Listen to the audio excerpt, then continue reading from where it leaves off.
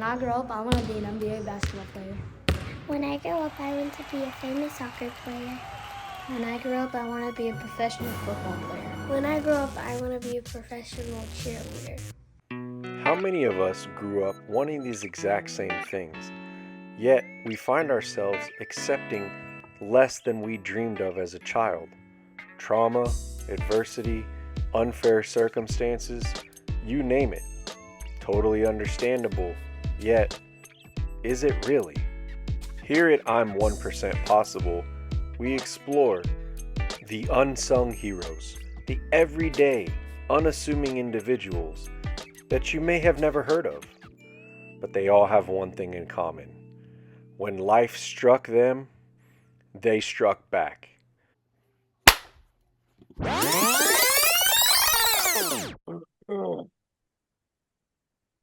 Oh man, I saved the best for last.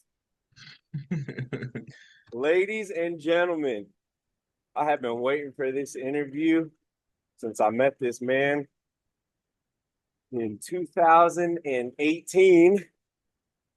This is my very good friend, Brandon Hernandez, West Point class 2022. And he gave me a really great bio that I'm going to read, but I just got to say a little story first. When I met Brandon, he came to me by the way of the Army Mentorship Program, the Benning School for Boys. And I don't know if he knows this, but I actually requested him. I found out we were getting a West Point cadet. I was like, well, I'm the only West Pointer here, so ain't nobody going to take care of him like me. And I'll never forget seeing you run by the front. I opened my window and I was like, hey, please get in my office. And we played the game, and then I shut the door and I was like, all right, what the fuck did you do to end up here? And he told me the story. And I was like, all right, well, listen to the drills, keep your head down, and I'll take care of you. And I've been following you ever since, man. So for those who don't know Brandon's story, he he got his blue cord in War Eagle 150. And then he went to did you go to jump school after that? Or Yeah, did I you went to already jump have school wings? right after that. No, All I right, went to jump school. so he got his airborne wings, donned his maroon beret, and joined the 82nd for a pretty quick deployment immediately following to Logar province in Afghanistan. And man, I'm sure life flashed before your eyes more than one time, but I'll never forget seeing that post that you got hit with the V bid, and we're lucky to be alive. I was like, yeah, we might be doing a medical discharge right now. Thankfully, not so much. Got back to the academy, took over a company, crushed it, dean's list. So I'm super impressed. You probably had better grades than I did. And then moving forward, you realize, man, this could have broke me.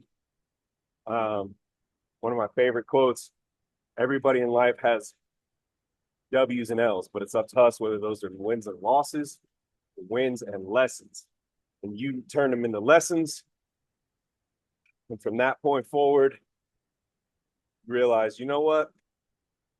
Yeah, I'm carrying a lot of invisible baggage. And but we're gonna deal with it. PTSD, probably some injuries that you never admitted to. Moving forward, I was impressed that you decided to go infantry after you already did it as a grunt. Got your tab back at Benning, and then ended up in my old stomping grounds, Fort Bliss, Texas. Except my unit doesn't exist there anymore. You were rolling with Bradley's. Next thing I know, I'm like, man, deja vu. I've already seen this story. What do you mean you just woke up in the hospital? Immediately called you. I'm like, what the fuck is going on? They're Yeah, like, man. bro, I don't even remember. I just ended up in the hospital. Vehicle rolled over. I was like, all right, man, you're not going to want to hear this. Here's what's going to happen. Med retirement is coming. And it's going to be a big shift, but I need you to listen to sound guidance and go forward, take care of yourself, which it's hard to do, especially when you grow up learning servant leadership and putting yourself last, which is all good when everybody's on the same page. But did that, you listen to a lot of good advice from different people. And man, I am so proud of you. Currently a senior data analyst at Bank of America, getting your MBA, Georgetown, and last but certainly not least, and I think this is the coolest part, you said, you know what? I'm turning my pain point into my passion. I'm going to start an app to help other people through their mental health struggles, and that is called Your Clarity AI. Now, is that already launched or is this still building and testing? It's still building and testing, but we're almost done, and it's awesome. I spoke to my product manager yesterday, and this guy has just been crushing it. And it went from being an MVP to like a whole system. So probably within like the next few months, it's going to be able to have like something hard. And our boy David and I have been talking, and there's like just a lot of exciting news on the horizon, a lot of big potential, and yeah, we're excited, man. Dude, I'm very proud of you. And as I've told you many times, thank you for not ending up bracelet on my arm, the name on my flag. I don't know how I would have handled it. But oh, by the way, your brother is also a graduate. And but through that phenomenal bio, I want to backtrack. Let's get back to Brandon as a kid in New York City. What is life like? I mean, I grew up on the West Coast in Las Vegas, but man, New York is a whole nother animal. I mean, I grew up, so my parents were born in New York City, but I grew up in Rockland County, but all my life I've been around the city. All my cousins were there. Whenever my cousins needed to escape the projects or just escape hard times within their lives, they would come up to my parents' home and my parents would take care of them. And I don't know, I didn't, I wouldn't say I had like the average life, more so because I had a Dominican mother and a Puerto Rican father. So that was like a lot of lessons being learned here and What's there. that? What is that like? That is learning what is right and wrong in many different ways. And Give me an example because what I know about the Latin culture, it's not only is the pride, which is so cool to me. People are so proud of their heritage. Man, mhm, talk about I'm Dominican and I'm better than such and such. It's kind of like the Asian cultures. They're like, oh, Japanese people are this, Chinese people are. So what's that like with two similar, but I would also assume very different levels of pride? And how does that go down in your life with you and your brother?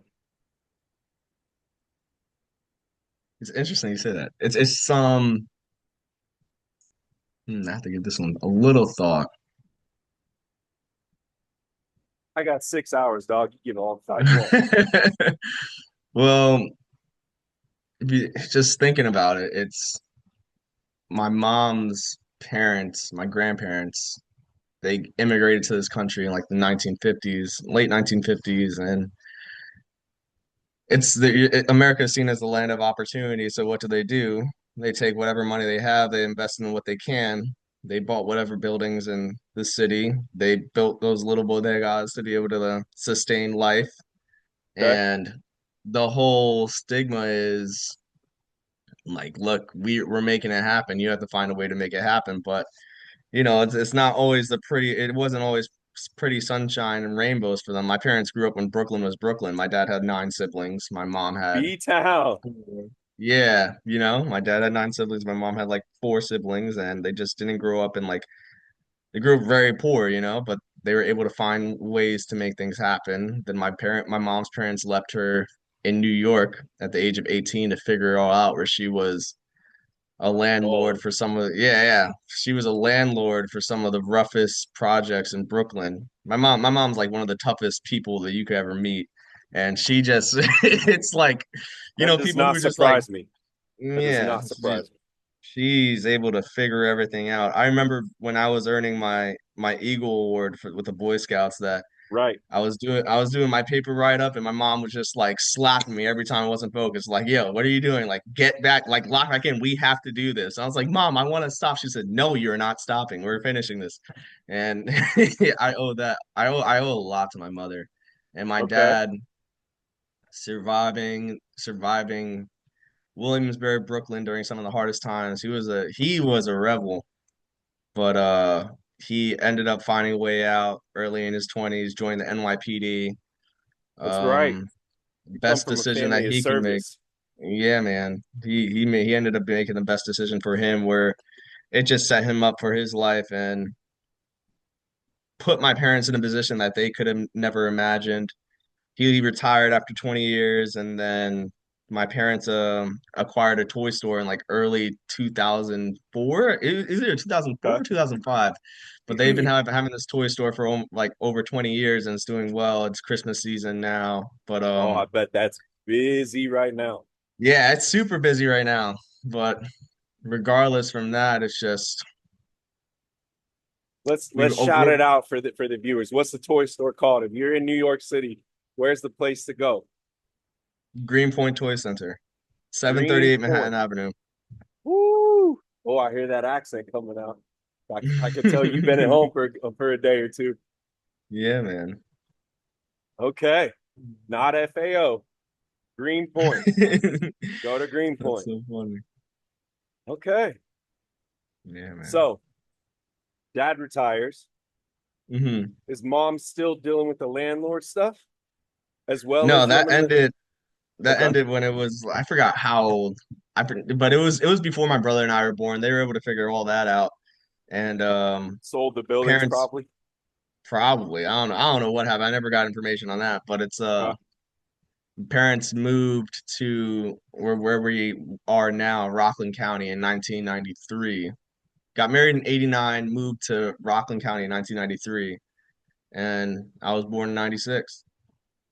And from there it was just like they always try to show me what right looked like, and had a course of action forever. I steered off course, if you know what I'm saying. 100%. Probably with a chunkla or two Hmm. and some choice words in Spanish. Yeah.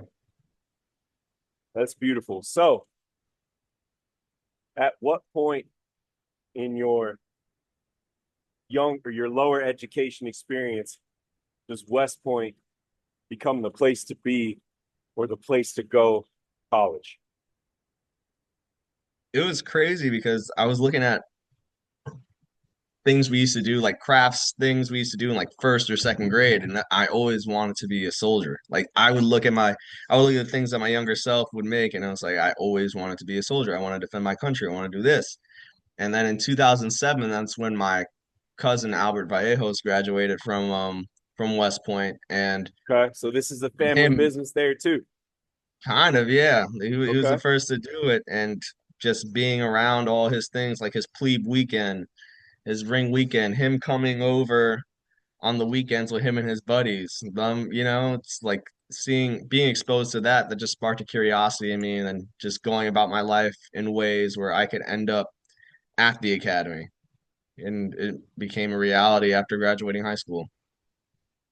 Now, is that more difficult to get in because you're so close and probably so many more people know about it being from the city versus maybe other parts of the country? How competitive is it to get in there from New York? The 17th congressional district, which I was in, that's probably one of the most competitive districts in the country. So I was fortunate enough to be able to get my congressional nomination from, at the time, Congresswoman Nita Lowey, and Okay. I was very blessed and fortunate. Ended up getting the prep school, but then after the prep school, like I was able to get the nomination again. So I didn't get a nomination once; I got it twice to go back to go to West Point. And so that was, yeah, it's pretty funny how things work. So for the viewers who don't quite understand this process, I just want to explain what this what these different terms mean. So not only do you have to come in with certain SAT scores and grades and extracurricular activities and leadership within those extracurricular activities and generically be an athlete, you also have to get a senator, congressman or woman, or sometimes if you have a parent that was a service member, you can get a nomination through it's like the presidential, the vice presidential, or whatever. So that's a very daunting task, I think, for a young high school kid who's looking at, hey man, this is gonna make or break me, and I'm gonna have to go potentially answer some very difficult questions that I know nothing about the world, generically speaking, but I'm going to go raise my right hand, sign a blank check at 17, 18, 19 years old, and sign away the next 10 plus years of my life to the army. It's a big deal. And Yeah. so and then did you get into the prep school because what was the limiting factor, if you will, that put you to the prep school versus the direct I, admit? I don't even know. It was probably my test scores because I didn't get like the highest ACT Mm, scores, although they're pretty decent comparing to like a national average, but they're always like West Point average ACT is like a 31 or something, and I got like a right, 28 or something. right. So I was still So scoring in obviously like, from your district, it was yeah, probably even more competitive. I don't even remember what my scores were, but yeah. okay. So what's Hmm. the prep school? Were you at the prep school when it was at Monmouth, or were you No, at the right out the gate? it was like a few years into the one right off the gate. So what's that like?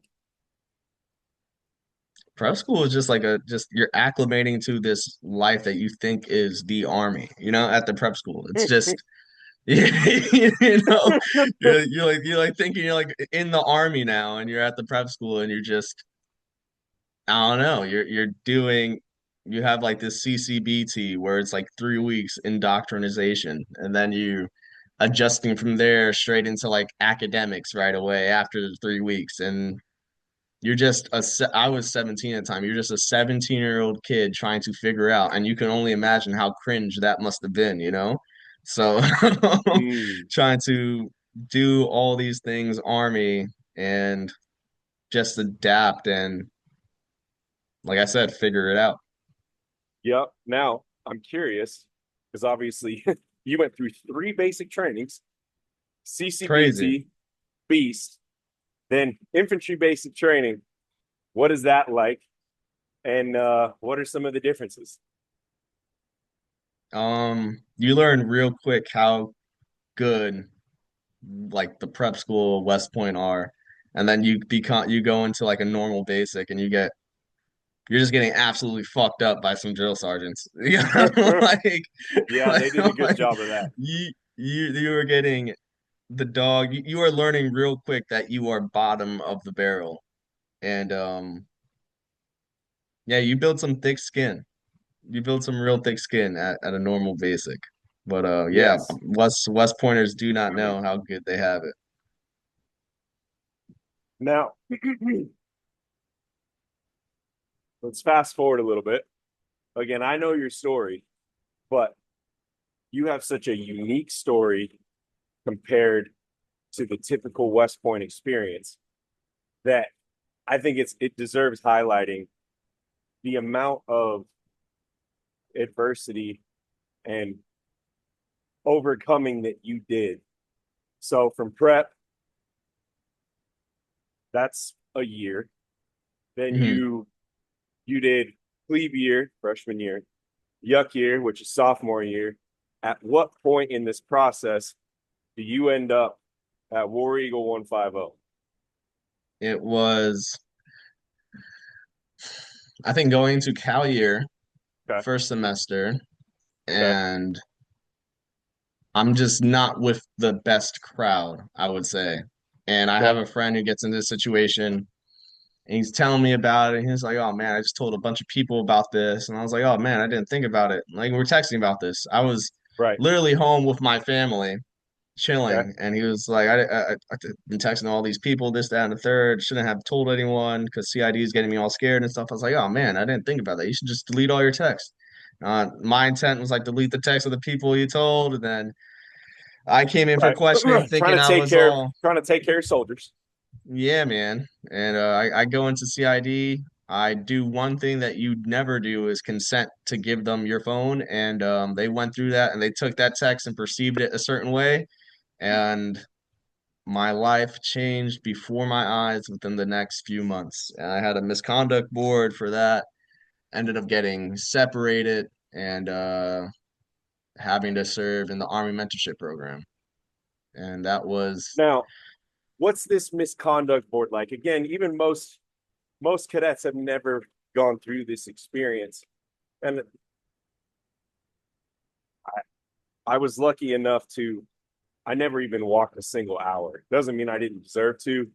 Somehow I mhm, was able to get out of whatever situations or explain, and whoever was in charge of that, like, okay, I understand where you're coming from. Let's let this serve as a warning, whatever the case may be. I can't even remember. The only thing I remember is plebe year. Uh, I woke up taking a slug nap at some point in the day. I was going to be late to class, and I was like, well, I don't want to interrupt class. That to me seems rude. Um, so I came back to my room, sent my instructor an email, apologized. And when I had the conversation with I think he was a cow at the time, just explained the situation, showed him, hey, here's the email. And he's like, obviously you don't understand how it works. I'm gonna let it go. Don't let it happen. So mhm. whatever that would have been, 5 hours, 10 hours, whatever. But that's a much different scenario than they're literally looking at you like, does this guy have any redeeming qualities that we should even retain him in the Yeah. academy? Do we send him to the regular army? And I would imagine at some point you might have been thinking, I might have to pay this whole thing back. What is this? What does this process look like when you're sitting in a misconduct board? I would imagine probably shitting your pants and getting as many Shit in my character pants, statements as you bro. can get. Shit in my pants. It was I don't know, I feel like the when I had it, it was just myself, my parents were I was lucky enough for my Can I get family a to be caffeine able to bottle? get me an attorney and then the attorney wasn't able to speak because you stand in front of an Yeah, officer. right. You stand in front of an officer who's like the investigating officer and he's already And done this his is thorough a active analysis. duty captain or a major or Lieutenant, I think it was lieutenant colonel. Yeah. okay. Standing in front of like a lieutenant colonel and like dude, I mean, when I was at West Point, I try to be friends with everyone. I try to always know everyone. And when I tell you there was probably like there was anywhere between 150 to like 200 people who came throughout the day to support me. And when they were reading Wow. my when they were reading my findings, it was they asked everyone who like came to support me to come in the room. I had like 40 to 50 people in the room like supporting me and standing like I had character statements from my old boxing coach, my TAC, one of my Doc Barone. one of my old instructors who was a full bird colonel and an FBI special agent, and that wasn't enough, and he found me credible and that I it had the intent to impede on an investigation. Regardless, you just take accountability from that. I just remember the most memorable moment was standing in front of the now soup, who was then Brigadier General Steve Gillen, and Okay. Yep. like talking to him how he's going about the whole thing. Initially it was like ripping my ass to then we're ending the thing. He speaks to my tack and he's like, Brandon, what the fuck? Like he's just like, how do you get yourself crossed, like caught up in this bullshit? And he was the one who recommended AMP because he saw it as an opportunity for me to be able to like mature, because I would say at the time, and we all are, like I was quite immature. And Right. it's definitely something that AMP was definitely something that transformed my life in a way that I was never able to imagine. It's just, Before we get into that, yeah. I wish, and this is, I'm sure, a very unpopular opinion. I wish there was a voluntary option to do what you did. How, for example, you can take like a religious sabbatical for X amount of years, 2 years, whatever, and then come back.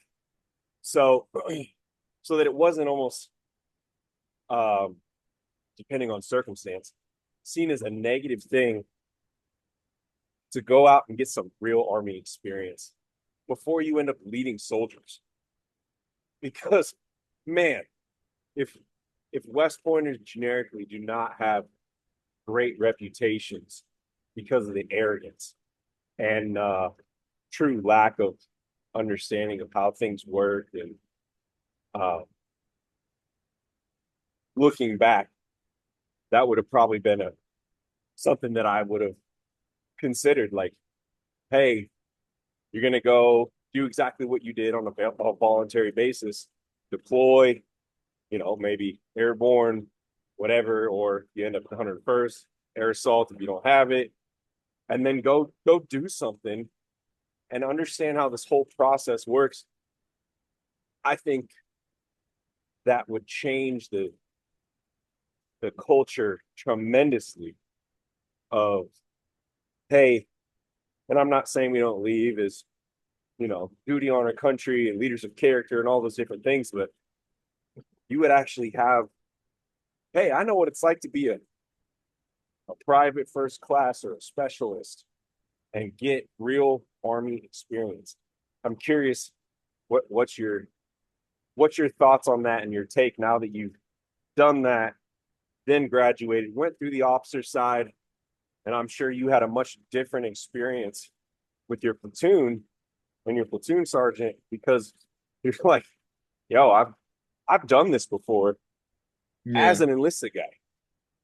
hmm I would say it is a good experience, and there are people who would greatly benefit from it. But one thing that is definitely beneficial for people not to do is developing the sense of like the army's saltiness, or being exposed to all Mm, the things that can happen within the army. And when you have like a West Pointer coming in, they're like so optimistic, so like ready to go. They haven't been exposed to the green weenie yet. So I feel, yes, very valid, yeah, very yeah. valid. So it's I like didn't think it's about that. really good for people to just to stay naive rather than experience the army in a way that, like, genuinely, I don't wish my experience on many people. I do not wish my experience on many people at all, because it's just like it could only, I Why don't think is that? many, Is that because it's of the just,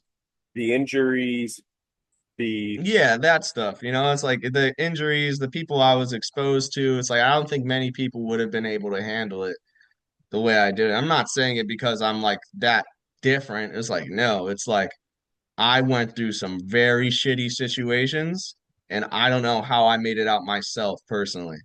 Like you said, I mm, don't know how I'm on your flag. I'm not on your flag. I don't know how I'm not on a bracelet. Like, it's just like there were some really dark times, and I never want any person to go through that dark time the way I did. I respect that, and I think obviously I haven't gone through your situation. I'm just seeing the as always the possibilities, the bright side of, man, this would Hmm give me such a different perspective. But Yeah. yes, as soon as I entered the army, I very quickly realized, this is not at all what I thought it was going to be. Some of that was good, some of that was bad. Mhm. And I would imagine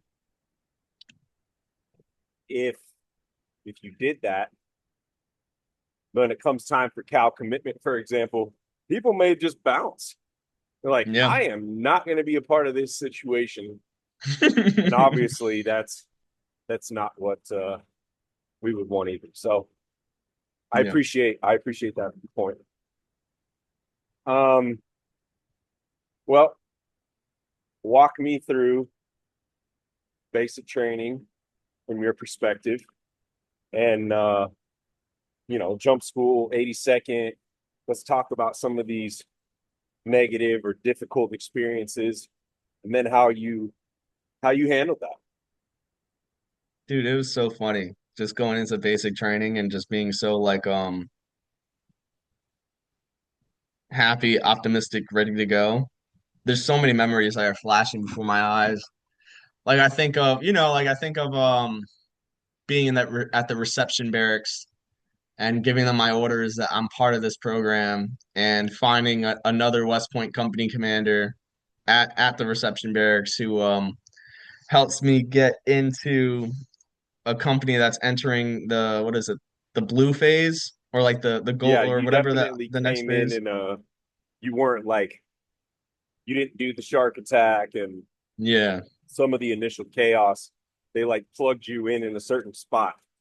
I don't remember Hmm. when it was, but I forgot that too, but it's like being fortunate to be able to do that. But then I remember being called for that to be able to be inserted in the company, and there was this one drill sergeant who like called me in the crowd and just referred to me as the West Point failure. And I just remember being in front of all these few hundred people and just like everyone's looking at me and I'm just like standing up as the West Point failure and just getting chewed out by this guy and how I'm the West Point failure. So that was the first experience with like a drill sergeant. And then and this going was over into at 30th 30th AG. AG. There Okay. it is, yeah. Yep. Then going into your company over there, Echo 150, and not knowing what to expect and then going into everything and just adapting and meeting all these people from all walks of life and like it met some really good people, people from like the National Guard, people who were actually going to be Hmm. active duty, so on and so forth. Majority of the folks were National Guard, so that was pretty funny, but there were some like really cool people to be doing this alongside, so made some friends there. Yep. Then after that, after OSA, just waiting on the airborne school orders, just being a little holdover, going to airborne school and Right. earning my wings. What's that like? Obviously, my journey was stopped literally right before that. So Mhm. I didn't get to experience the falling out of a perfectly good airplane. Airborne school is not, it's not bad, man. It's just trusting your training, trusting the equipment, jumping out of a perfectly good aircraft and just counting to 6,000. Just Fair enough. you making it sound so simple, but it's just you just have to do it. You think of like the potential of holding someone up, the potential of failing others around you, and you just send it. And I remember just like jumping out my first time and thinking of how much of a thrill it was, and just being that. How old was I at the time? It was 2019. Yeah, 1920. about to be being 22 at the time, jumping out of an airplane and being so happy and optimistic and all this stuff, and then doing it like the fifth time. I'm like, all right, I'm over this. But I was going to an airborne unit, and yeah, no, it was a cool experience to be able to go through that with other folks. You know, Now, from that point, they throw you on a bus and take you down to Bragg, or what's that like? exactly like that. Literally, like, all right, y'all are leaving the Bragg. This is y'all's bus, and you're gonna be over there for within the next few days. So you have like a weekend. I remember my you're not supposed to do this, but a good friend of mine picked me up and we went down to I think it was either Atlanta or Savannah. I forgot exactly where it was, and we had a time right before I left. And yeah, no, it happens quick. It happens quick. And And within after is that a school bus or is that a charter bus? It's a charter bus. They actually do. The 82nd does a good job with like Okay. transporting you from point A to point B. Okay. Hmm. And then obviously I've never even been to Bragg. What's that like? It was. It's. I mean, it's crazy to think about it because it's literally like in reception barracks, and then after like a week of being in the reception barracks, I'm going to my unit, Okay. and I go to my unit, and everyone's already deployed. Everyone's in Afghanistan. And Oh, as soon as yeah, okay. everyone's in Afghanistan. And as soon as I get there, Is that a shock being to the the system? Because a you little probably shock to the expected to show system. up and maybe do a train up or whatever. Oh yeah, it's like they're literally telling me, hey, within like the next few weeks, I think it was like 5 to 6 weeks later, within the next few weeks, y'all are gonna be in Afghanistan. And I'm like, oh snap. And they had like a little train up for us. We did all this stuff with the people on Rear D, and I think I got there in July, and then by August I was in Afghanistan, which Okay. that was like kind of surreal, honestly. So again, I've not experienced this. What's that like? Show up, get off. How long is that flight? Did you go from It's Bragg to like Germany and then from Germany over or I remember we went from like, where was it? I think we took off at Bragg, okay, Green Ramp, and then I remember ending up in Ireland. okay, We were in Ireland for a little detour, and then we went to Kuwait. And in okay, Kuwait, we were there for like a week or two. right, Hmm. And then from Kuwait, ended up in Afghanistan. And I was at initially assigned to Bagram Airfield with my platoon, and that's where we changed from Bagram to Mez, and then that's where everything happened was Logar Province, where we were for about, I would say about 3 months. okay. How long were you there before the fateful day? In Afghanistan, August, everything, all the kinetic stuff started happening like late October, early Okay, November. Yeah, okay. early to mid-November. If you don't mind, can you explain how this V-bit attack goes down and how you respond and what then happens afterwards? Shit, man.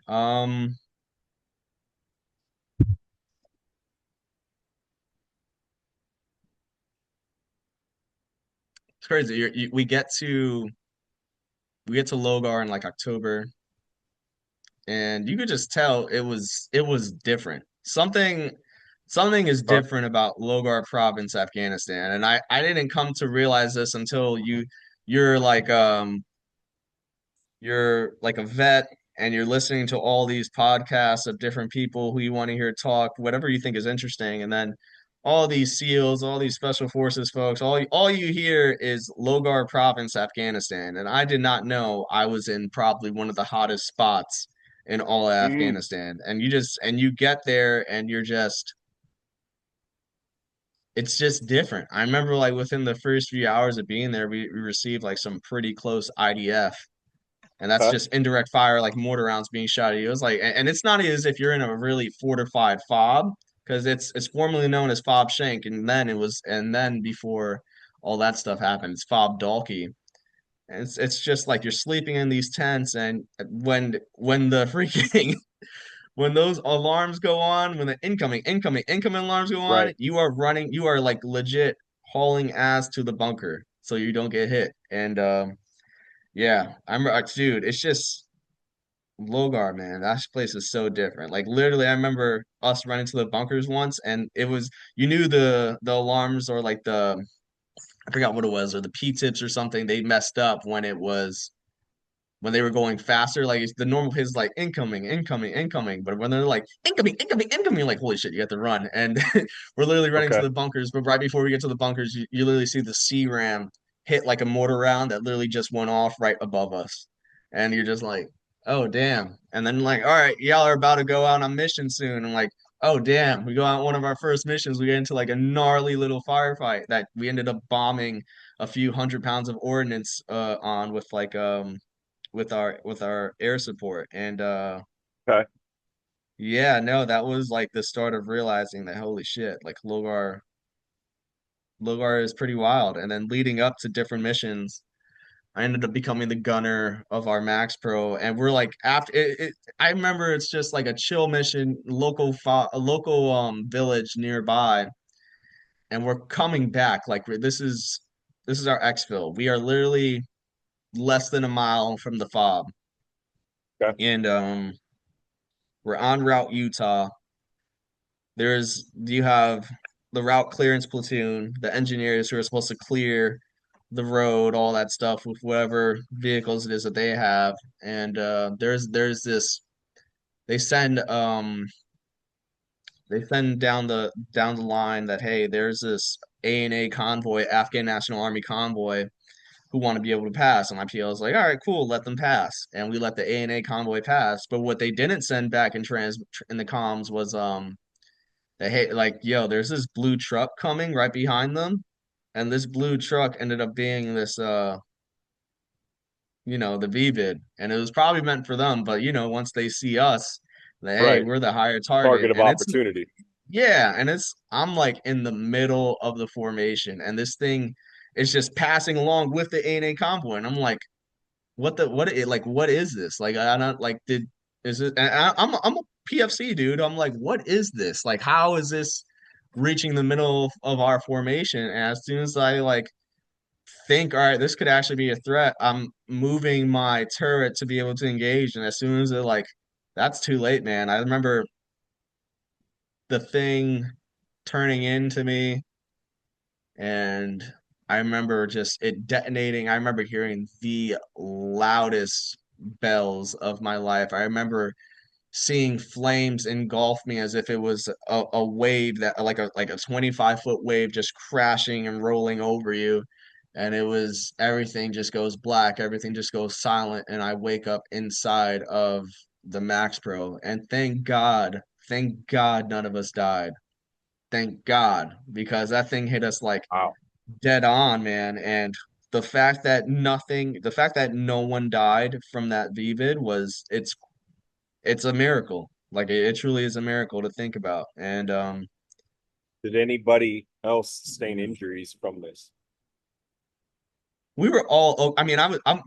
If I'm being honest, I could have easily said I was fucked up because I was fucked up, and like Right. my driver, our driver Jay, he was also fucked up, and I'm pretty sure we're like pretty concussed because I can't even hear anything. I can't even comprehend what's going on, Okay. and I'm just trying to be there for my people. I'm trying to be there for my platoon because yo, we still have shit to do, man.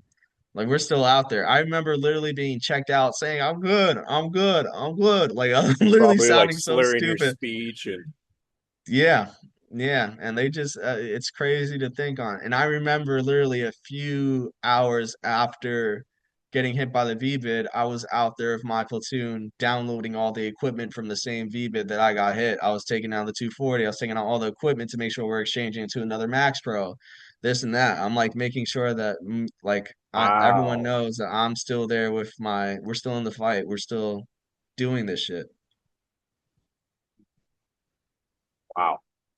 Yeah, and that's when a week later you're back up in that VBID, and that's when the next thing happened where, that's like, oh man. Yeah. Need to take a break for a No, moment or no, you okay. no, no, no. IOP. IOP help. Right. So you wouldn't mind walking us through the rest of this. Yeah, I think it was after this mission, our company team, our command team at the time was like, yeah, y'all, your platoon get a break. The other platoon goes out. I don't think I don't know if it was this mission or it was like a mission right after, but one of their guys gets shot. He got shot like through and through in the arm or something. They were like, Bobby got shot, Bobby got shot. I remember that. That was like that one was pretty crazy. And then a week, like literally a week later, November 12th, the VBIT happened. November 19th, we're back out. We're back on for a mission, and my PL is like, all right, we are literally gonna have the quickest mission. Like it's gonna be, it's like we're leaving Oh, at famous 4. last words, huh?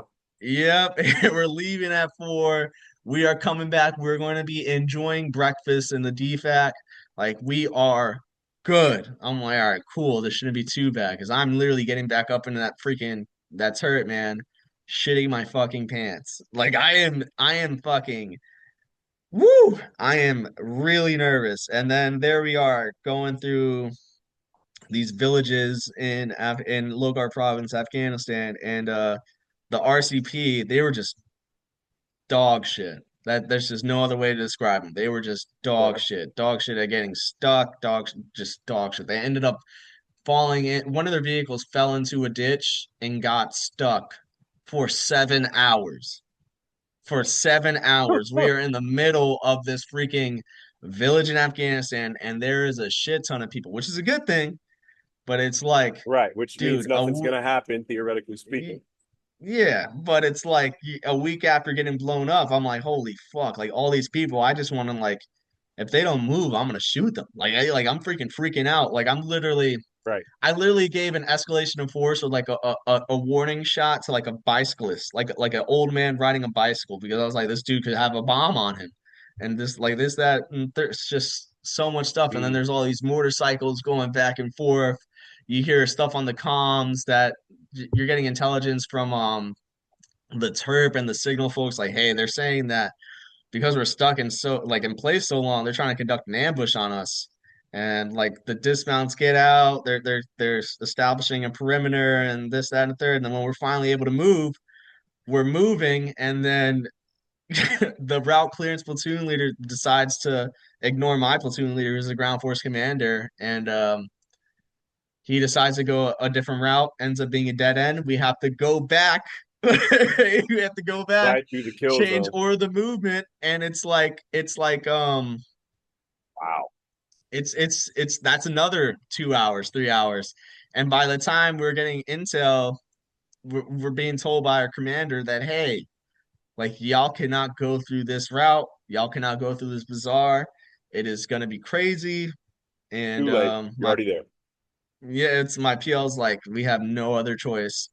And we're going through, and this is when all this was happening, I'm losing my mind, but there was this one symbol of hope I had, which was our cast, the close air support. You Right. see the Apaches overhead, like I think it was like two or three of them overhead. They're watching over us, they're ensuring that we're all right. And that was like my symbol of hope. Like, all right, although I'm in this really shitty situation right now, I at least I know I have these Apaches overhead who are gonna be able to The take out angels of whoever the death. hell tries to mess with us. Yeah.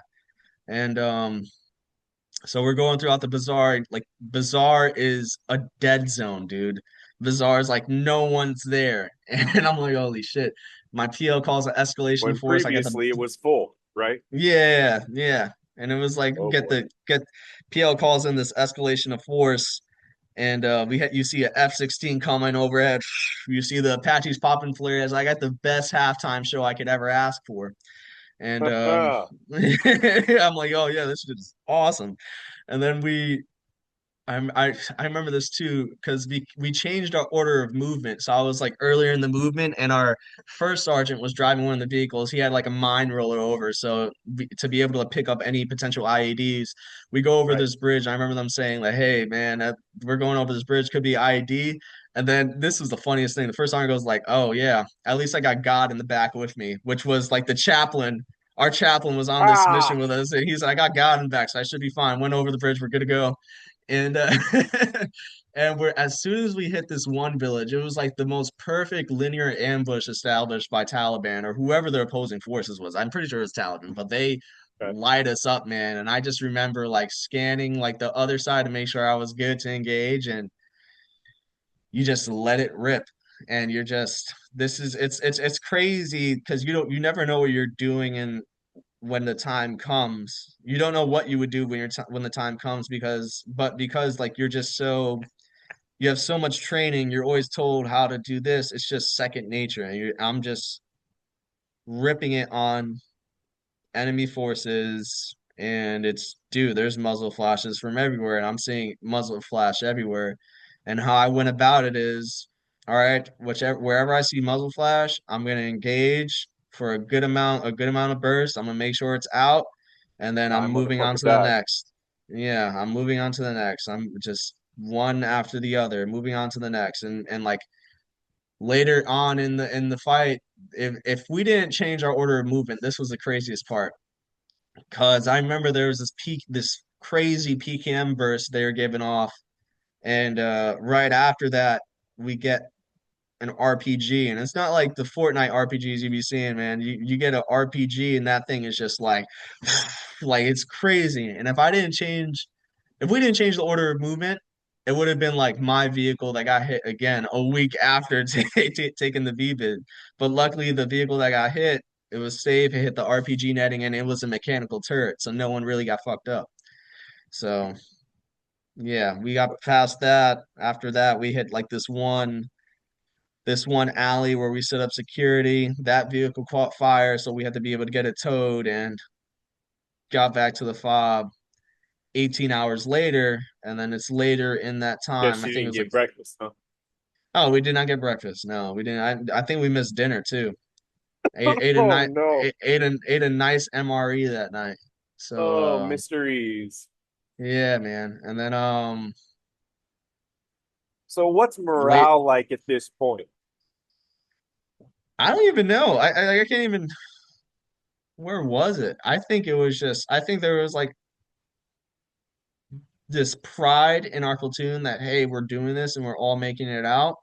But Okay. then there was also the reality like holy shit, like we are really in the thick of things and everyone's just trying to make sure like they're like all acting tough and stuff like that, but you could feel that everyone's just trying to collectively make it out of there together because we are like really doing shit. And yeah, it was a few days later that we find out that that aircraft went down for one of our casts or the Apache went down. They said they crashed into the side of the mountain, but you know, just losing And those people who were our symbol of hope, being was that there from an for RPG or was that a I don't know. malfunction? I don't know. Couldn't tell you. I couldn't tell you. Taliban claimed to have shot them down, but Of course. you never know. Yeah, you never know what Right. happened. That's But all. yeah. Most likely that's probably, propaganda because Hmm. anytime they could make a claim, that's what was going to happen. So, Yeah, man. But just being there for their send off and not knowing it at the time how much of an impact they would have on my life as I grow and reflect on making it out of there and how I made it out of there, you know? So CW2 David Nato, CW2 Kirk Fujigami, my Apache forever overhead. And yeah, from there it was just making it out of Logar province to get back in Bagram to just somehow make it back home to my mom. You know? But another thing, it's like something I don't really reflect on a lot was I actually got a field grade Article 15 while I was out there for really? yeah, dude. I was RTL and I plugged my ATAC into a Nipper computer because my platoon sergeant I always communicated with my platoon sergeant, hey, Sergeant, I need these to be charged. So after missions, I would greatly appreciate it if you give me these ATACs so we can have charged ATACs while we're on mission. Everyone has to be able to see the route, has to be able to plan the points, so on and so forth. Day before mission, he gives them to me. He's like, "Hey, we have to plan our routes." I'm like, Sergeant, you're giving me dead ATACs right now. Like this thing is not even gonna be alive. Like it was literally on 2%, all of them. I was like, this thing is not even gonna be alive for me to be able to like do anything because these things they consume battery like that. And he's like, just figure it out. And I figured it out. All right. I had a cord. I had a little nipper computer, plugged it in, charged the ATAC, and how I saw it, I was like, not really a threat because it's our device, and ended up getting a big PP slap for that. And Mm. before I had even had my reading, it was like while all this stuff was happening, extra duty here, filling sandbags for hours here. People are resting. I'm over here filling sandbags there, doing this task, this, that, and the third. So all this stuff is happening. I'm doing all this other bullshit. And then right before I think it was Christmas in Logar province, right before Christmas, I get my actual reading. And then I don't get any like crazy punishment, but I still have extra duty and I'm still doing all this extra duty on top of all this other stuff that we're experiencing. And that put me at one of the lowest points I could have ever imagined, where I was So just you like, had free extra duty, and then the yep, reading, and then and then extra duty officially after that. yeah, like getting fucked. Like Okay. it was like and it was like everyone knew who that I took the VBID. I remember like everyone thought it was gonna go away and like nothing was gonna happen after the VBID, but someone was very adamant about me getting that thing. And I remember going to the Article 15 reading and people were like, holy fuck, this shit is still happening. And it was like my old platoon sergeant, it was other NCOs. It was like, how the fuck is this still happening? And yeah, you get it. It happened. Eating on the Right. chin. But that was like my first real low where I actually wanted to kill myself. Like that was like my first real low of like I am never making it out of here alive. I don't know how much worse this can actually get. I do not want to be here anymore. I remember like being now 23 and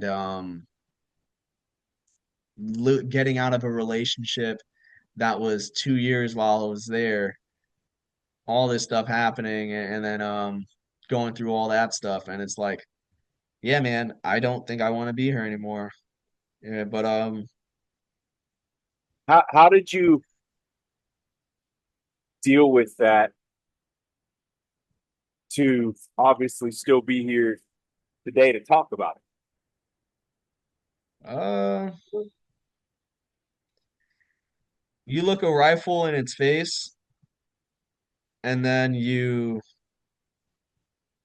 when you're like really just really thinking about it, you look a rifle in its face, and you think about every possible thing that can happen, and you just think about how much more life there is to live, you know? And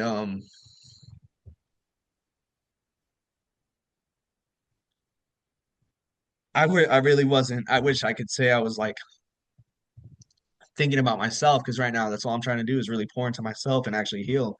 But it was literally me thinking about inspiring the next generation when I got back to West Point of how you actually treat someone when they're going through a situation like that and to be able to be the living experience of, hey, this is what I endured. And you always got to lead with empathy because you never know what it is that people are dealing with. And I think that was not even thing. I know that was what I was thinking when I decided not to follow through with it. And all that stuff just got me out of Logar. Yeah, got me out of Logar. one. I appreciate you being this honest uh, of my interviews that I've done so far. This is the first time this has been discussed. And I know you and I have talked about it in the past, but I'm curious your perspective. I have found, and I have been there many, many times. Um, that steel is cold. But what what I want to ask is your opinion, if you've thought about this. I've I've come not to fear when somebody brings that up. Um, I found the brain at that point really feels like it's out of options to solve problems, and it's pointing at you as the problem. And so if we think about the brain as the problem solver, it's just trying to remove what it thinks is the problem. Uh, what are your thoughts on that? I think that's like really valid and a cool way to view it because at the end of the day, you're buying into this idea. You know how it could, is it the best culture? No. Is it toxic? Yeah, there's a lot of toxicity that exists in the army. Like when you're continuously calling someone a piece of shit, someone really buys into the idea that, hey, they are genuinely a piece of shit and there's something wrong with them. And when that's getting constantly reinforced and Right. there's nothing that is looking optimistic because you can't escape this reality, that Right. becomes your reality. And that's still a Mm-hmm. reality that I deal with daily. Although I'm like doing so much and I'm putting so much on my plate to try to be this version of success that we always chase. It's like I'm constantly facing this battle that I have to Nothing do is this. enough. Nothing is enough. I'm a piece of shit. I have to continuously persevere to be able to to not even continuously persevere. I have to make shit happen so I'm not a piece of shit. And like I'm looking for all this external validation when the only validation I need is internally. We don't know this stuff. And this is the stuff we're working forward to or working towards to today. But it's like you're completely right. That when that brain is in an environment where it feels like it cannot escape, that is what it's resorting to. Yep. Well, and so I exactly what you said, I've said verbatim. Yeah. Um, and I've had told to me in church in a not that I am a piece of shit, that I am not a piece of shit. Hmm. Those exact words, which is obviously not something you would expect to hear in a theoretical religious environment. Hmm. But dealing with toxic leadership in my experience, those exact words were told to me, just like you, to the point where I don't feel like I can do anything right, even if I'm doing everything right. And I now must be the problem, even though in all reality, that's very likely just a projection from somebody else of their insecurity. And the Hmm. reason why I'm diving so much into this, not just so that we can have this conversation, there's a lot of people that deal with this. And it's not better in specific. When I remember, especially during COVID, for example, um, when I left, when I was off from basic training command in the evenings, afternoon evenings, I coached swimming in Columbus Hmm. for middle school and high school kids, and I grew up in that environment, and so I wanted to one my wife at the time and my daughters were already back here in Las Vegas, so uh, I lived with our XO, and it's like, well, I have nothing else to do. I have to fill up time. But I remember after I left, and then COVID happened shortly thereafter, I was medically separated, that the suicide rate, especially amongst high school kids, was super high, um, Insane. abnormally high. And so I started a scholarship program for my the seniors that were graduating, and I did that for a few years, um, because I wanted to give, and it wasn't anything crazy. I was just starting a business. I had a little bit extra liquid capital, and I just wanted to make sure my kids were taken care of. And I was like, man, a lot of you guys are graduating. You might have missed, senior prom. Maybe you're like, I don't even know if I want to go to college. Like, what is life right now? Everything's shut down. We don't know how long this is going to last. And so it was $1,000. The kids wrote an essay.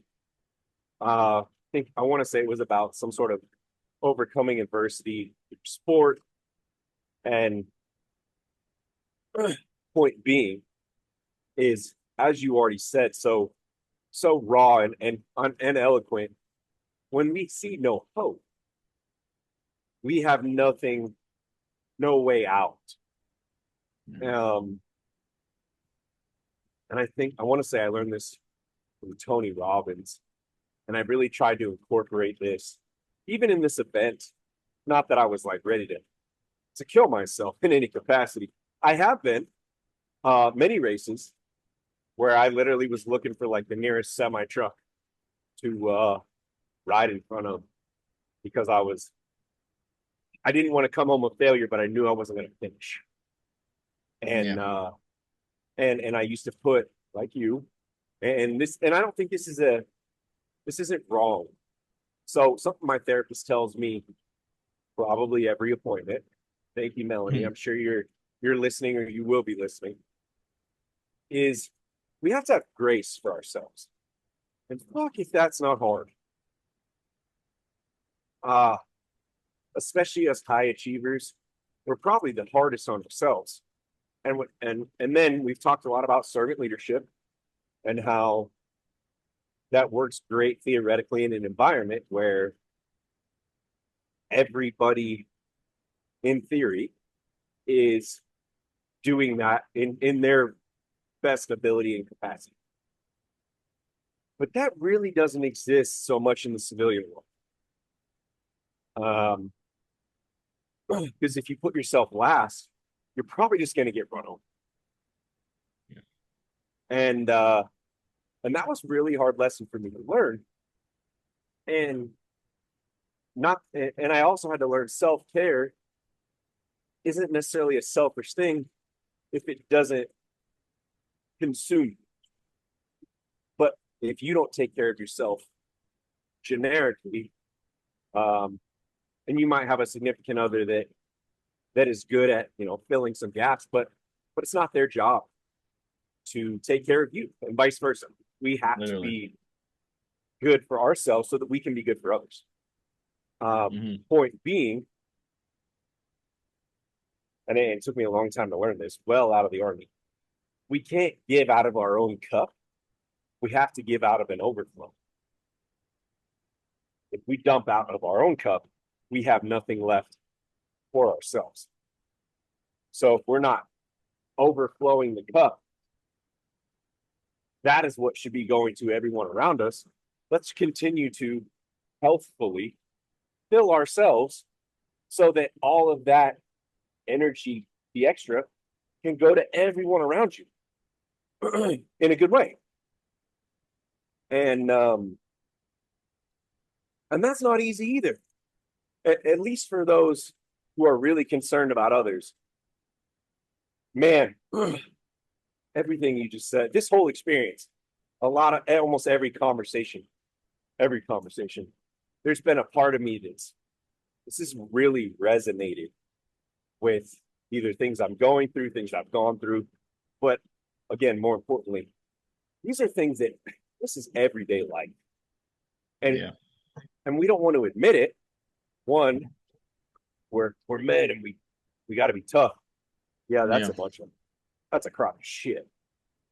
The other side of that is, if we are never vulnerable, how do we expect anybody around us to ever understand what's really going on?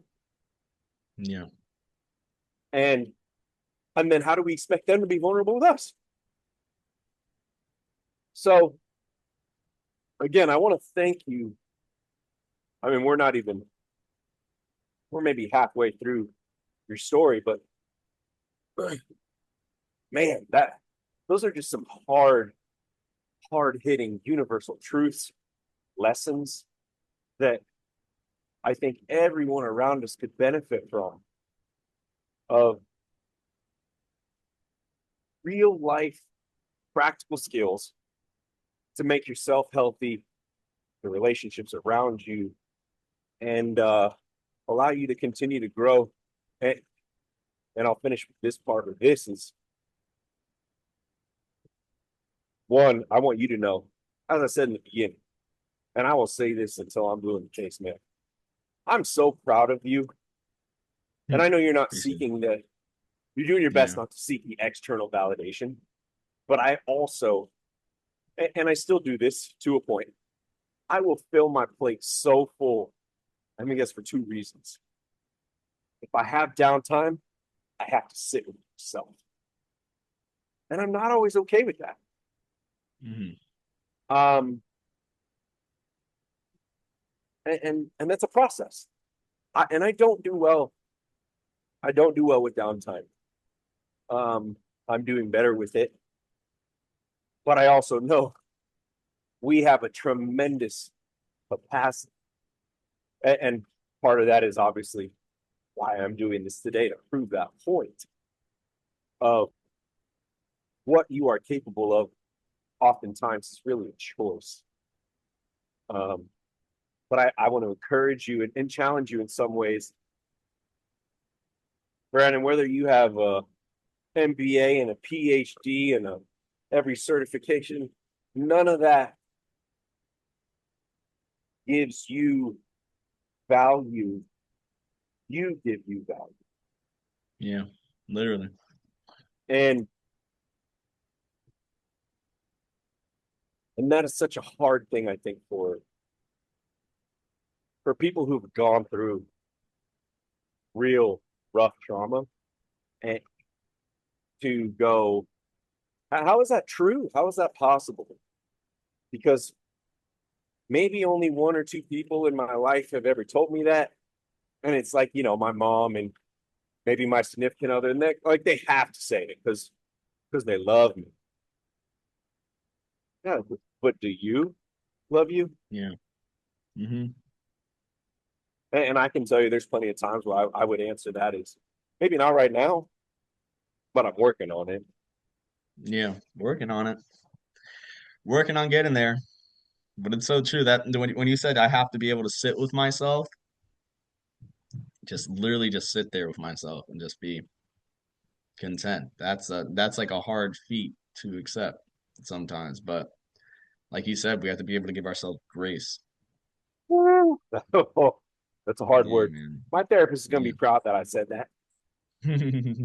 Um, I have a real hard time with that Yeah. because I set my bar, sure like you, so high. I mean, I read your resume. Man, you're running three legitimate full-time jobs.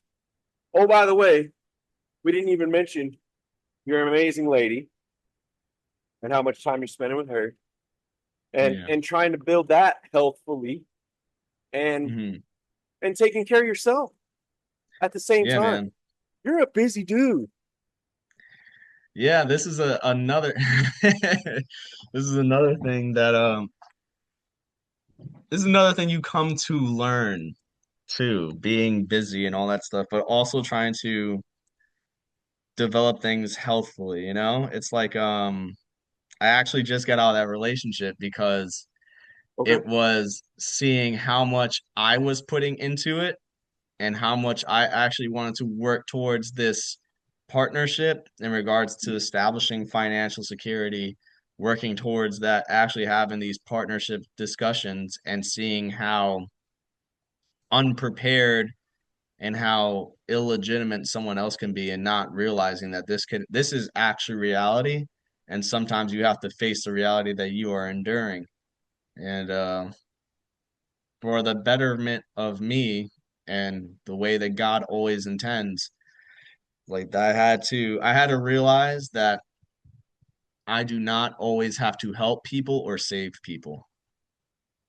That I do not always that's have a to whole help ass people word or right there. save. Yeah, I do not always have to help people or save people. And I always feel so inclined to be able to jump to help someone, jump to do this for that person. Like you said, I was spending all of my time with that person, trying to really invest with this person.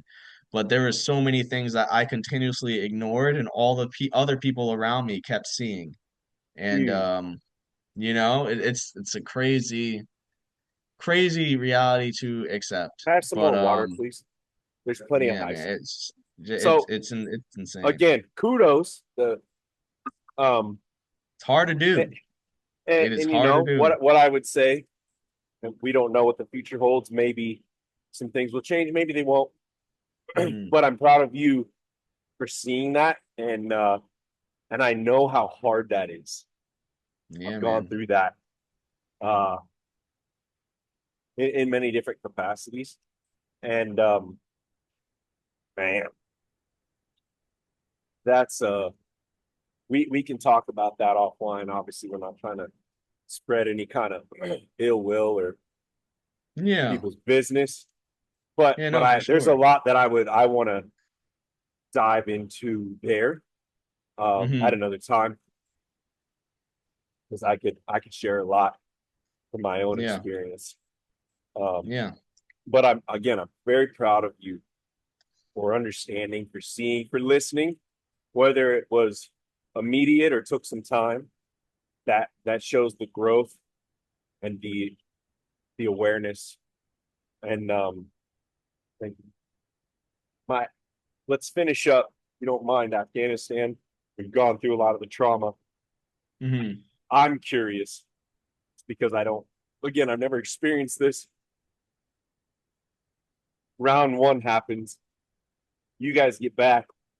Are we cutting orders and handing out CIBs? What's that process Getting look like? back, getting back, coming back to COVID.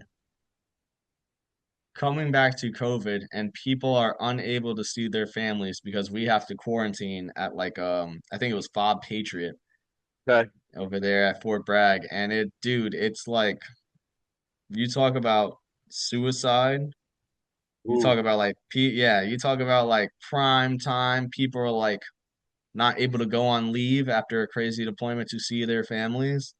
Bro, I'm decompression pretty sure there was so many things going on, and so many people were actually killing themselves. And at here's the at this spot on not I Bragg who knows, or like on brag, okay. like there is so much of that happening, and no one talks about it. It doesn't get reported. They get labeled accidental deaths.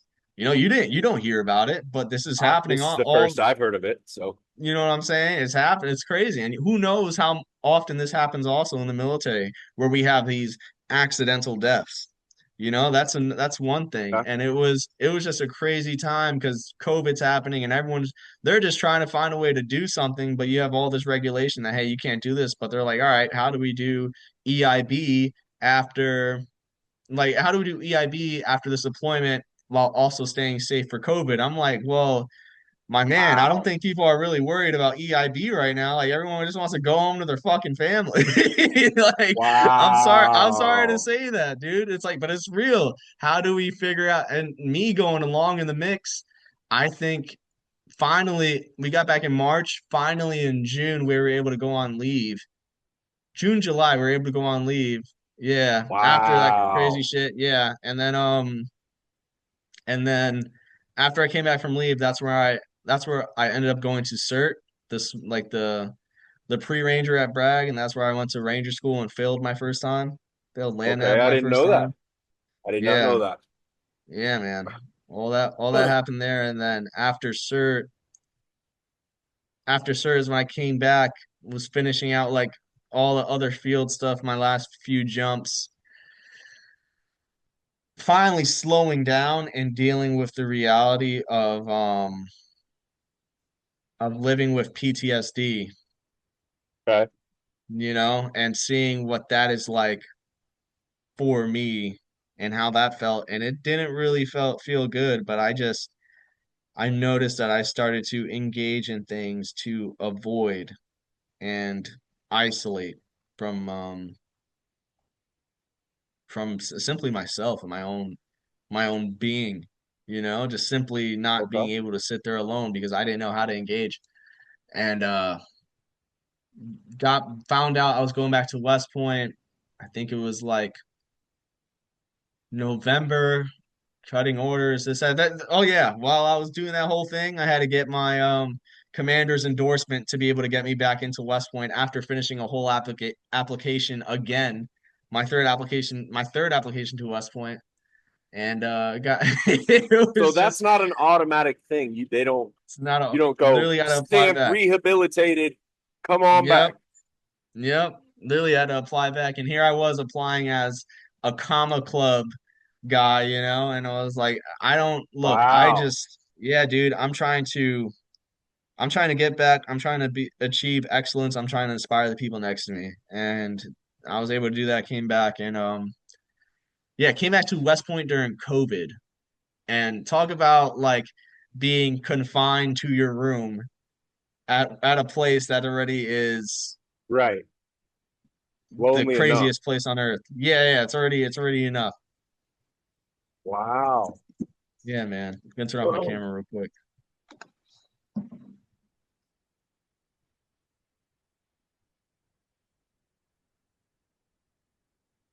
Do you need to take a break, Brandon? No, so my parents need me to help them at the store today. Okay. And yeah, yesterday some guys tried to come in using a fake card and try to make $1,000 purchase, and it almost got physical between them and my dad, and I'll be damned if someone messes with Of my course. parents. Yeah. Do you need to head back there right now? No, but at nine. Okay. Yeah, but I could be able to pick up the call again in the car through my phone. Okay. We could do that. Um, Hmm. but again, I have no issues if we need to, you know, hey, let's get this to a stopping point, or if we want to kind of push through. I don't want to do that for the rest of the story. Let's tie a bow on this part, and then Hmm. this was probably a lot to process enough. Yeah. And then when you're ready, I would like to talk through the rest of this. I knew you were going to be a long interview, Hmm. but I mean, we could probably go another hour and a half, 2 hours on the back half of this. So, Literally. Yeah. so let's let's let's get this to a stopping point. I think we're almost there. No, we don't have to. We Um, could we could talk and I can pick it up. It's yeah, how whatever long of a whatever makes the drive most is it sense. to the store from your house? An hour. Oh, My parents commute an hour there and back every day for the past 20 years. wow. Okay. All right. Yeah, So, I'm ready for them to retire. here's my next question. And in no way do I want people to think, uh, oh, Caleb's, and I want to be very clear. I've never deployed. I didn't earn my tab. So clearly in the eyes of the infantry, you know, I always felt I haven't measured up or I'm not branch qualified. It is what it is. I'm good with it now. Or as good as with it as a kid. Hmm. Um, at what point is it you get back to the fob? Obviously, there was a lot of chaos. You Are they handing out CIBs like, yo, that shit was bad. We're cutting orders for a Purple Heart. You just got hit with a V bid.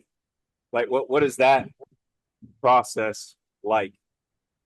As you know, I didn't get my Purple Heart. I tried to get it retroactively, but I'm unable to pull the medical file of me getting evaluated. So I try to get it Interesting. retroactively. Yeah, I tried to get it retroactively. I I got did sworn not know statements from that. my commander. Yeah, no, I got Okay. sworn statements from my commander. I got sworn statements from my old PL. I got my old what is it? Interesting. I forgot exactly the form, but my old medical thing where my Okay. the PA of my battalion said I had a mild TBI, and the old XO of my company at the time said that should be enough. So I submitted the application, didn't get accepted. And Hmm. another thing here that Okay. is I've been like very open about it recently. I don't know if you picked up on it, but because I had the Article 15. Right. right? Because I had the field grade, I was flagged, so I wasn't eligible for any awards. So after engaging in all that stuff, I didn't get anything. So everything was declined and denied. So that's another thing I was dealing with and having to come back to Including West Point. CIB? Yeah, man. What the fuck? Yeah, man. And I tried to so you talk about the tab and coming to terms with everything. Like I came to terms and acceptance that, it's just it is what it is. But hey, how I make up with it, how I make up for it is I get 100% disability and I get combat compensation for the rest of my life. And hey, if the Major Richard Obviously, Starr that's Act what comes matters in up, the real world.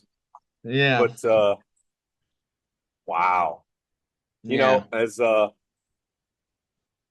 brought Sean Ryan up a few times. I'd love to meet the man, whether he brings me on the podcast. That's not my intent.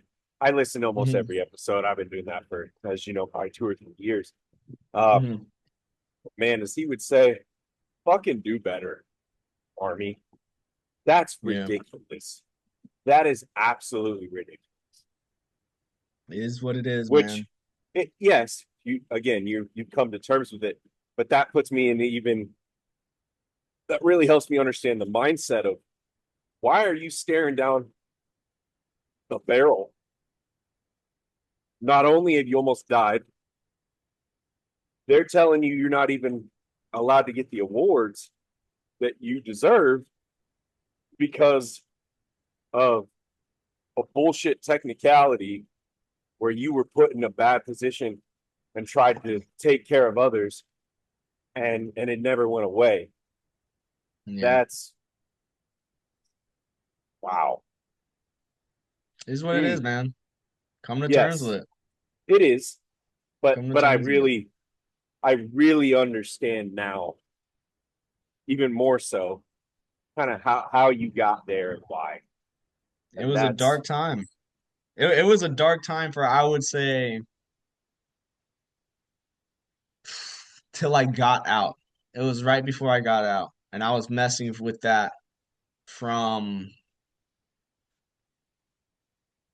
when it happened in 2020 to right before March of 2025. And there was always this like Woo.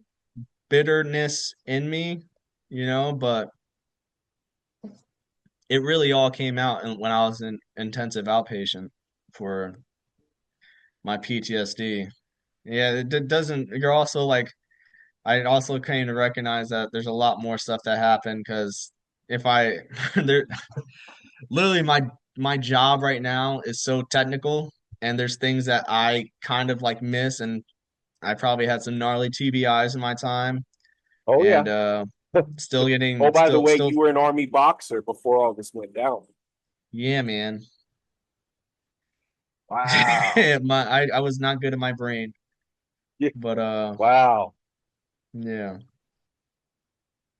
Mm. it is what it is. I It is. take it on the chin. Yes. You keep moving, man. You got to Yes. keep But moving. that's that really again just it puts me in the headspace of where you were at. Like I'm sure knowing the government, the bureaucracy, the politics of the military as a whole, you are far from alone in this exact type of scenario in a lot of the things. And that's I'm gonna be honest, I saved you for last. Um these interviews are very draining for me, and not in a Hmm. negative way, but Emotionally. I it's very emotional. Um I tend to be a pretty empathetic. Uh and so it, it's taken me, let's see, my last interview, it's probably taken me almost 10, 11 hours to reset from my first set of interviews before I could be ready for this one. Because Hmm. I mean, I thought I knew what I was getting into, but obviously these details, I had no idea any of this stuff. Yeah, man.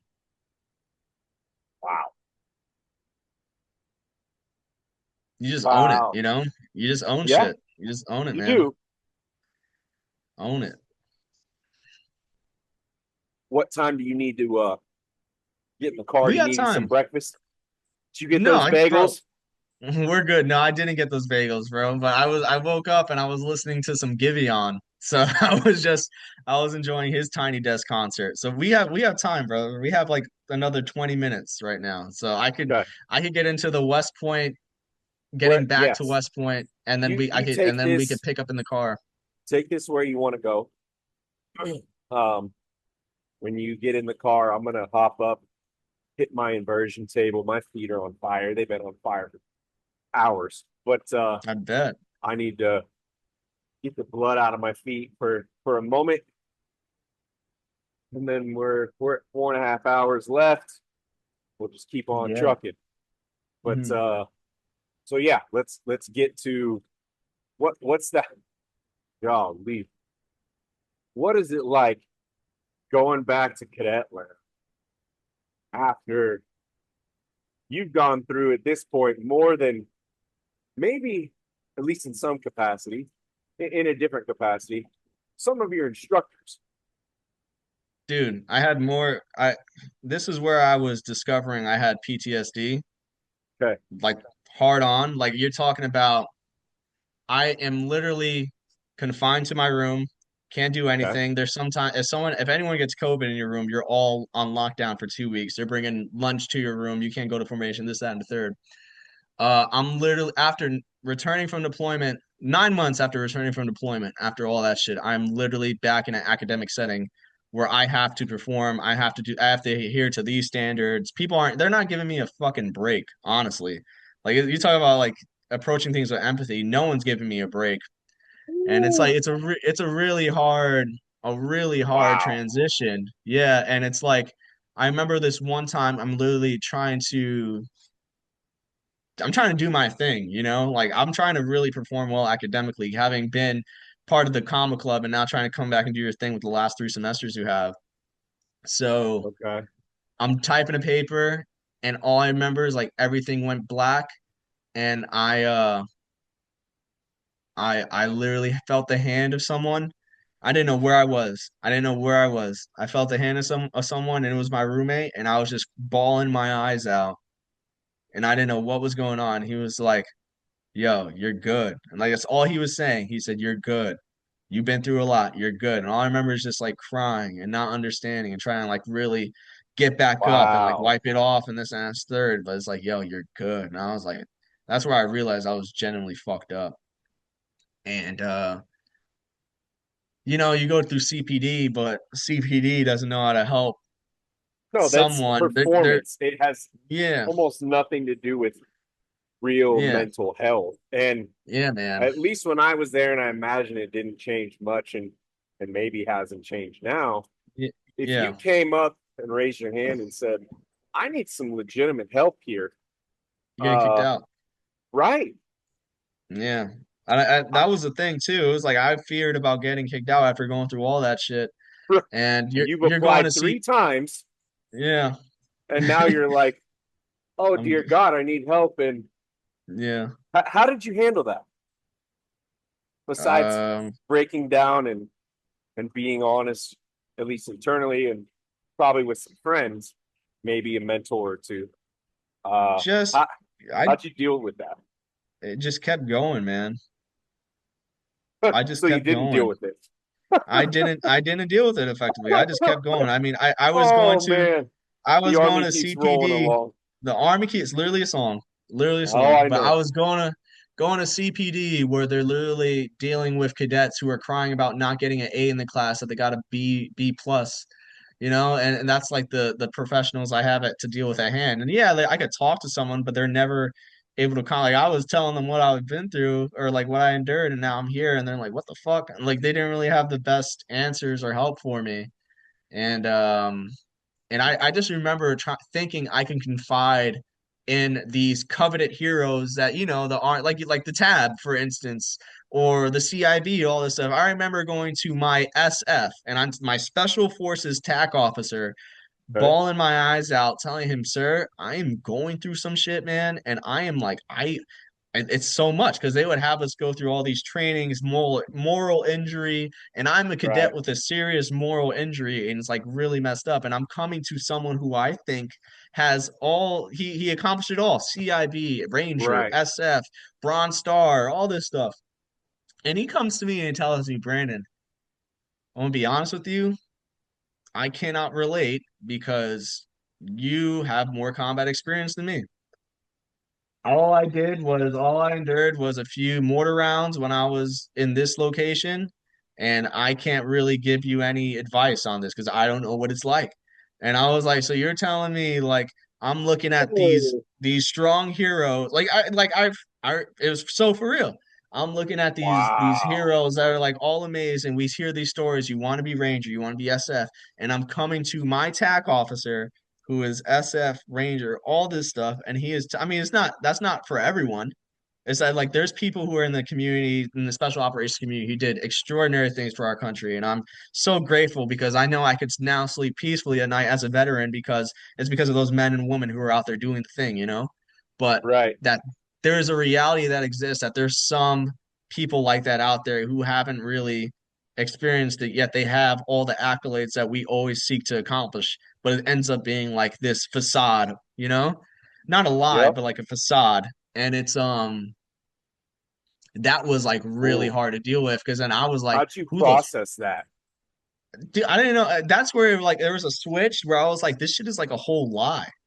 I was like, this is like I was like what is this for? It's like it almost felt like it was a whole lie. I was like, what are we doing here? Like, why are we You're like, brainwashing bro, I cadets almost to died, and yeah, you give it basically pencil with CIB. yeah. Like legit. And it was incredibly frustrating. And some anger comes out of me now because it's like you have all these cadets chasing this. They're going all out for this. And you're pushing down on them these fake stories or like this like not that all of it's a fake. Like you have to go through some crazy hard things to accomplish it, but it's like how do you like live with that? I don't know. Like to me, it's like you're kind of like just fake, man. You're making this whole thing up to really just make yourself out to be this amazing person. And you're just genuinely like, again, it's not everyone, but it's like how many other people are out there where they have all these accomplishments and they really didn't do shit. So I'm like, Well, so here's an interesting point, and yeah. I'm curious your thoughts. I had a drill sergeant, great guy. Um, he was medically discharged, believe he was retired. Um, Hmm. and he went through a lot, legitimately. But I remember him telling me as I'm going through my process, I would imagine similar to you, not just loss of identity. I didn't feel like I knew what up from down was. Because like you, young kid, this was all I've ever wanted. And now, and I don't say this in a negative way, but I've almost brainwashed myself from a very, very young age that this is once I achieve this, and then you get there, okay, this is success. And then I learn, no, that was success for this part, but now I get here and success is over here. And then you get here and no, success is over here. And so he said, and I again, none of this is meant in a negative manner, but I think it's just a reality check. Yeah. Whatever you currently have, badges, etc., they will always dangle something in front of you, tell you, well, you're not enough because you don't have this. And then you accomplish that, and it's, well, you could have done it this way, or now you opened yourself up to these other opportunities. So now you're back at the bottom of the barrel, and keep on pushing. Um, Mhm. would you agree with that in any capacity? Absolutely, because if you look at this tab, this flag right here, I put that flag up right before I left for AMP. And it was like, No shit. yeah, this flag has been there for 6 years. And I was like, I told myself I'm gonna accomplish this, and that's all I really want to obtain because it's this Ranger tab, you gotta make it Right. happen. And Because that's yeah, success. 4 years later I made it happen. That's what I sought out to accomplish, and I did it. So yeah, I completely agree. And then once you obtain it, you think like you're this, you're that, but it doesn't really give you everything. It doesn't give you all the stuff that you thought it would bring. You have to continuously make things happen. And Which I that's don't necessarily have an issue with. yeah, I think the point of what I brought up was you can't let somebody else or tell an you what it is. organization to an extent Mm-hmm. define success for you. Only you can define success for you. And that's where, in any walk of life, in any form or fashion, if we allow somebody else to tell us you are a piece of shit or you are not Yeah. enough because you haven't accomplished whatever, who are you to say? Yeah. Instead of me designing my own goals, dreams, aspirations, I having to live or measure up to whatever somebody else's standard of excellence is. And maybe they have achieved it, maybe they haven't, but they aren't living my life, my experience. So I think that's an important life lesson just for everybody to, hey, define this for yourself in whatever Yeah. capacity it is. Because you could have done you could have done the army in a myriad of ways. You could have done a 3 year enlistment or a four, or I would imagine, maybe, I don't know. I know in my case, for example, through my medical process, they said, hey, uh, well, you could stay in the army, but since you can't do these tasks as an infantry officer, you can change branches. And I said, and you can go fuck yourself. That's Like, that's I'm gonna funny. die with that blue cord. Mm-hmm. No one will take that away from me. Mm-hmm. I don't know if they gave you that option, but to me, that was success for the time. Especially, Yeah. I was leading a bunch of infantry trainees and turning them into infantrymen. Yeah. How am I gonna look them in the face and go, hey man, guys, it's all good. I'm cutting this thing off my uniform.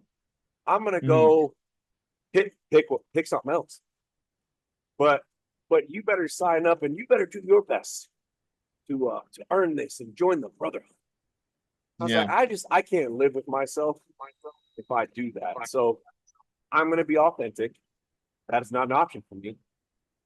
And they're like, okay, well, and since you don't want us, for example, to do a nerve ablation where it will last between 6 to 18 months, and at the time I was 25, uh, we are going to start your medical out process.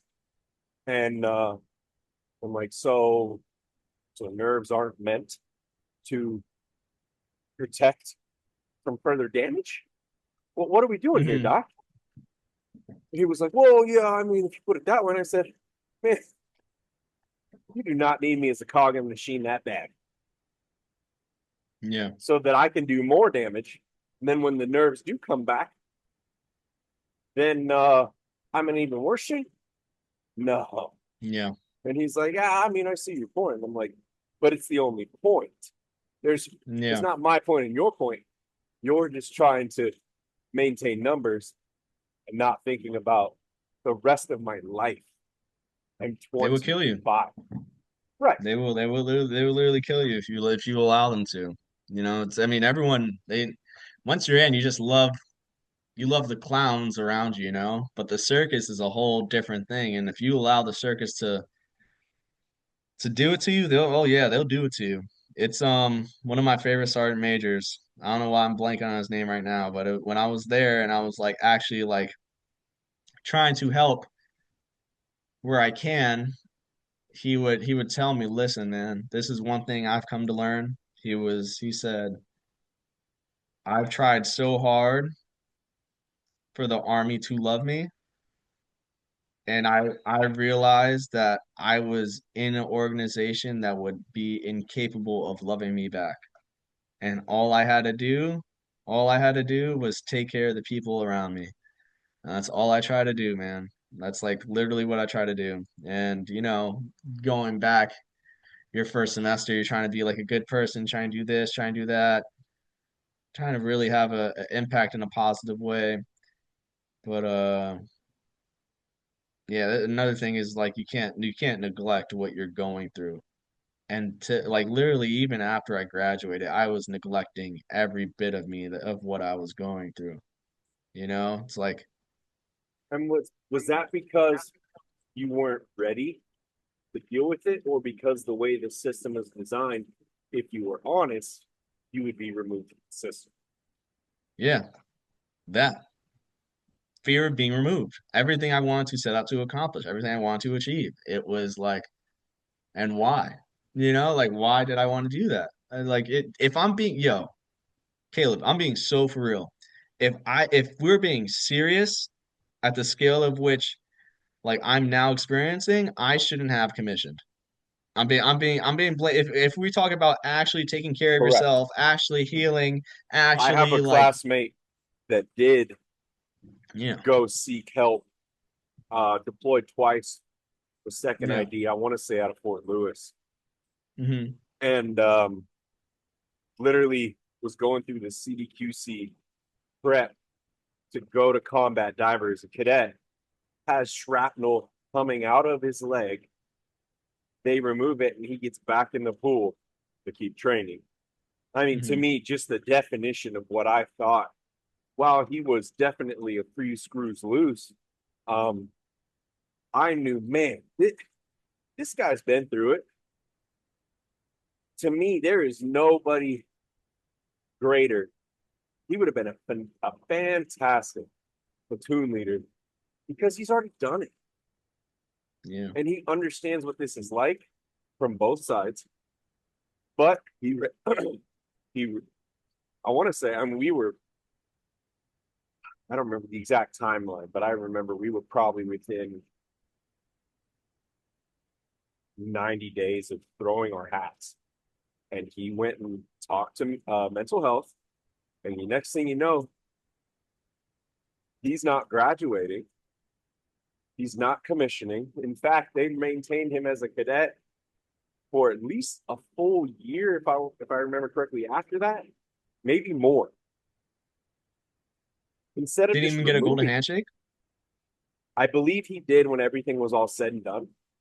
I'd have Hmm. to reach back out and kind of follow up. But I just remember, man, what a I felt like what a disservice to the soldiers he would have led, regardless of whether he was in perfect mental health condition or not. He could relate. And to me, that was more important and understanding this dude was like on like the infantry tactics club, and I mean, he took this shit serious. Sandhurst, all the different things, regardless of whether he was more of an odd individual or not. Smart, company first sergeant, like bought into the system. And then for him to have what I felt was a unfair treatment at the end, I was like, you know what? Man, this is sad. He Yeah. deserved better. 100%. 100%. People, they do deserve better. There's a way there. It's so easy to actually give people better treatment, and it's not impossible. I don't know what it is, man, of why we have to always make it so hard on the people around us. It is. Well, Caleb, I'm gonna give me 10 minutes, and I'm gonna be in the Perfect. car, and I'm gonna tune in on the phone. Perfect. I'm gonna All right, I'm brother. gonna I'm gonna stop the recording, leave the link Mhm. open, and go reset real quick, and then I'll come back. So whenever you're Sounds ready, perfect. you go ahead and just hop back on in, and then I'll add you, and we'll go from there. All right, big dog. Cool. Thank you. Later, later.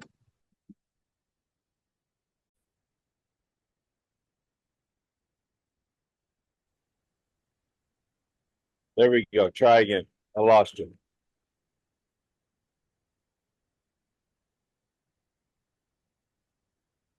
Can you hear me? I can't hear you at all.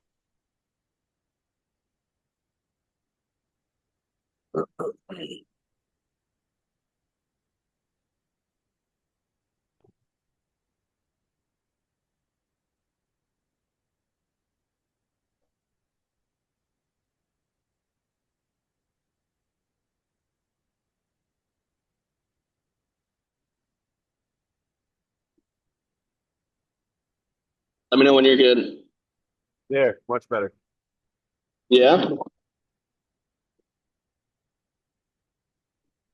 Yeah, I got you. Where was I? Where was I at? Which part did I cut In, off at? intensive outpatient, talking about uh female E7, I believe, and what she Yeah. had gone through. Yeah, dude. Yeah, it's like, bro, you have a woman who went through all that adversity. Again, witnessing her PO and her soldier run out of a vehicle and they were in flames. And then 24 hours later, not even 24 hours later, 6 to 8 hours later, back out on mission and do that all over again. You know, it's like you have people like that go through that, and that's like her whole deployment. Witnessing countless people die. You have another guy who devoted his life to the infantry. Grew up in Puerto Rico. Brother goes missing. Finds his brother dead. Grew up in orphanage homes. You know, army saves his life. Goes to Iraq. Goes to Afghanistan. Goes to Iraq. Goes to Afghanistan. Freaking clearing rooms with SEALs, bro. Like literally attached to a freaking SEAL team, doing some crazy badass shit. Told that there's a freaking high level personnel or like someone like a really high level target that they have to go and obtain. They get conduct the raid. They go into the house. They said, "You guys got to kill this guy." They see a man running. He goes in first to clear a room. Boom, boom, shoots the person. Damn, got you, motherfucker. Boom. 5 minutes later, your leader walks in. Damn, bad news. This is the wrong house. Surrounded by the person's family, seeing the woman cry, the children cry, the whole family is crying, and that's what you have to live with. You have an E7, you have your platoon sergeant, and you're a squad leader putting you through some gruesome treatment. One of your soldiers fails to do something, doesn't have a safety belt on or something. Doesn't have a safety belt on, dude. He tells the whole platoon, "Hey, tell this guy how much of a piece of shit he is." Whole platoon, including him, has to go through tell this guy how much of a piece of shit he is. Soldier leaves the base where they're operating out of. They were operating out of like some hotel where they're conducting missions and picking up the next day. Soldier goes missing. They can't find him for like 4 to 6 hours. They're like, "Where's this guy?" Get intel from the Afghan army that hey, this guy went this way with a shotgun. Nothing else. Cool. And the platoons are telling you, "Yo, if this guy tries to do something, we kill him and we don't say anything about it." Then they go like literally treating your soldiers like that, bro. Dude probably became a sergeant major. And then they go Wow. find this. They get intel. This guy, this kid went to the alley, and then he was in the alley. They found him in the alley with a shotgun, brains everywhere because he freaking shot himself with a shotgun and killed himself. Turns out that it was also his birthday, and dude lives with that for the rest of his life. And he explained it as him crying so much when he was putting his own soldier's brains in his body bag. That's what he lives with. And then, not to mention all the problems you have with sleep. And I still struggle with sleep. And it's like, you're not sleeping. You're avoiding. You have all these angry outbursts. But you're seen as crazy, right? You know, there's no like, this guy's just Right. crazy. And you have no one else to open up to because no one understands. To relate, and you're seen as weak, you're seen as less than. And literally, dude, this guy would, yeah, craziest thing. What brought him to IOP? He was cleaning his block the day before. Another night of no sleep, and he's like, I can't fucking take this anymore. Goes down. His family's eating breakfast. His wife, his two kids are eating breakfast. Goes to the refrigerator where he puts the Glock up there, takes the Glock, puts it in his mouth, just pulls the trigger. Nothing was in there because he cleaned it the day before and forgot to cock the bullet. And he's like, all right, yeah, I'm pretty fucked up. And ends up in ILP. And I'm literally hearing stories just like that. And I am Gosh. just reflect. Yeah, dude. And you're just seen as a bad soldier. You're seen as this. You're seen as that. And but like we're all being exposed in IOP, what we've been through, how the brain works, how our body responds physiologically, all that stuff. And I'm so grateful for all that stuff because I really learned how it affected me and what I have to step towards the right direction on how to become better for me and what I have to continuously work towards. But it's also a reminder of like it is really not that hard to take care of people. And the army or the military in general just does such a bad job at that because of all these stigmas, Oh, because the organization, man, the organization. And dude, like I said, I I do not wish anything that I've been through on anyone, but I'll be damned to be told I'm weak or I'm something like this because I know for a fact there's 99.9999% of society who would not be able to go through the shit I went through. Because I'd rather take that bullet and be able to tell the story and continuously push on and accomplish the things that I'm accomplishing just to try to inspire someone who's going through something similar so they can see it's possible to get out of it. And that's what really keeps me here today, man. Brandon, I have no words. Yeah, man. It's like things that it's like you just keep it in, bro. That's like really the why, you know. That's what really pushed me to do the things that I'm working towards, you know, like trying to bring intensive outpatient into like the product I'm trying to make, you know? It's like Right. trying to bring that kind of experience into your Clarity AI, trying to bring IOP into a very accessible form of treatment, leveraging AI, trying to find a way to have it surveil meetings like safely so so the AI is not saying anything it shouldn't. You know, it's trying to think of like all these things because there's so many people who are going through hardships and they don't know how to deal with it. But if you're able to find a way to create something that can help people overcome their lived experiences, why not try to do it, you know?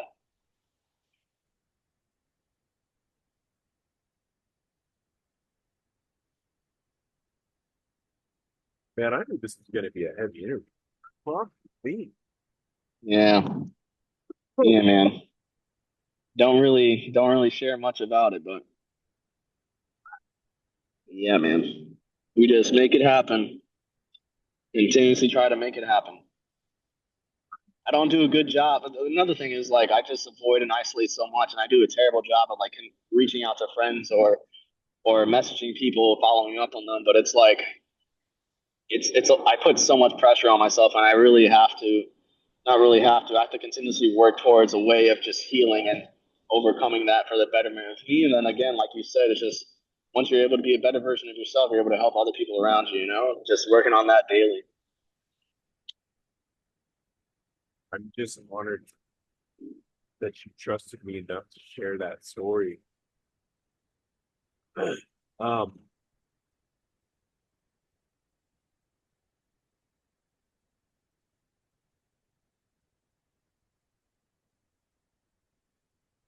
I again, whole point of the whole point of this podcast is there's a lot of different avenues. Um, I wanted to encapsulate history for some people. Um, to me, we've got a lot of everyday, what I would consider most of us probably look pretty unassuming. Yeah. And yet, in my opinion, you know, I've had my heroes on talking about the things that they have done, overcome. Um, in no way am I saying this because I want to end this call, but I imagine there's folks that may want to contact you that have gone through some sort of shared experience, uh, Yeah, man. or are just looking for guidance. What I wouldn't necessarily recommend you throw out a phone number or even an email address, but whatever you feel comfortable with. What how would you like to be contacted? Is that maybe through Instagram uh, or any method of your choice? I mean, if someone reach out to you and tell them that they want to speak to me and you know them, like if Understood. yeah, like you give them whatever information you want. Like give them my phone number to be able to talk to me. Okay. Like you could do that. I mean, if Okay. anyone really wants to be able to reach out and talk, my email is a good email is bcbh96@gmail.com. That's Okay. that's bcbh96@gmail.com. And Bravo Charlie, Bravo Hotel, yeah, Niner 6 at yep, gmail.com. yep, Okay. 100%. 100%. I was just about to do that too. I was like, I don't want to sound too who, but I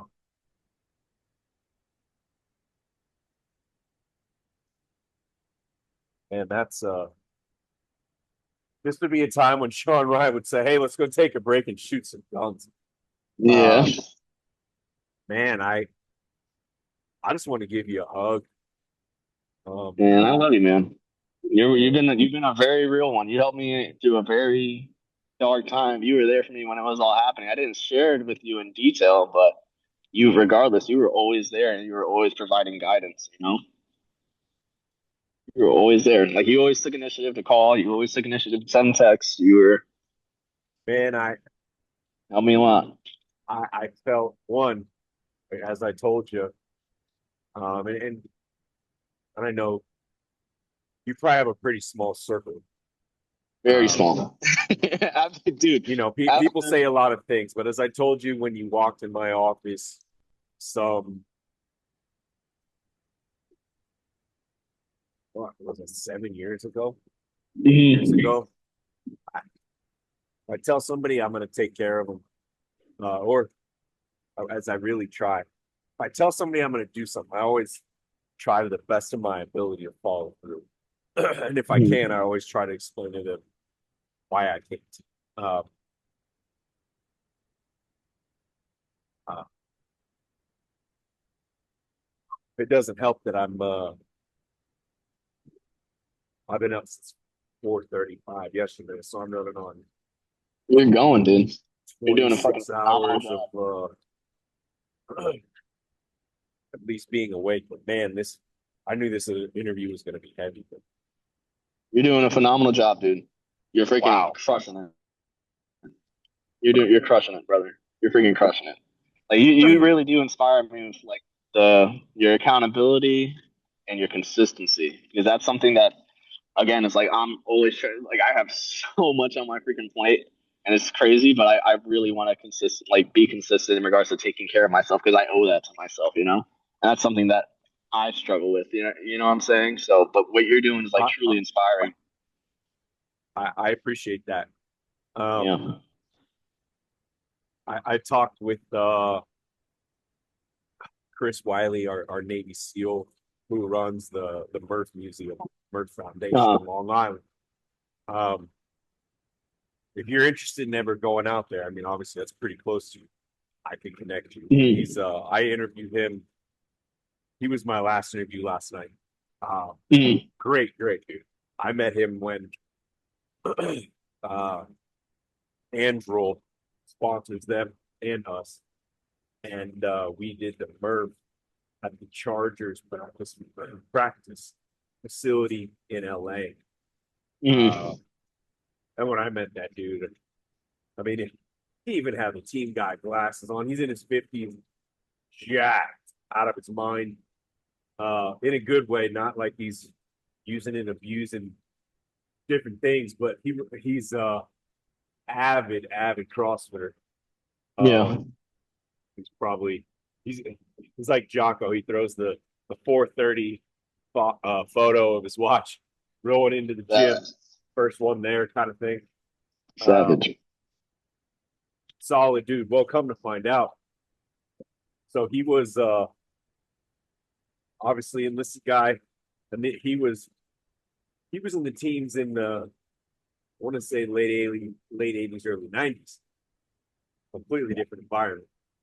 Um, round one through Buds, rings the bell in Hell Week.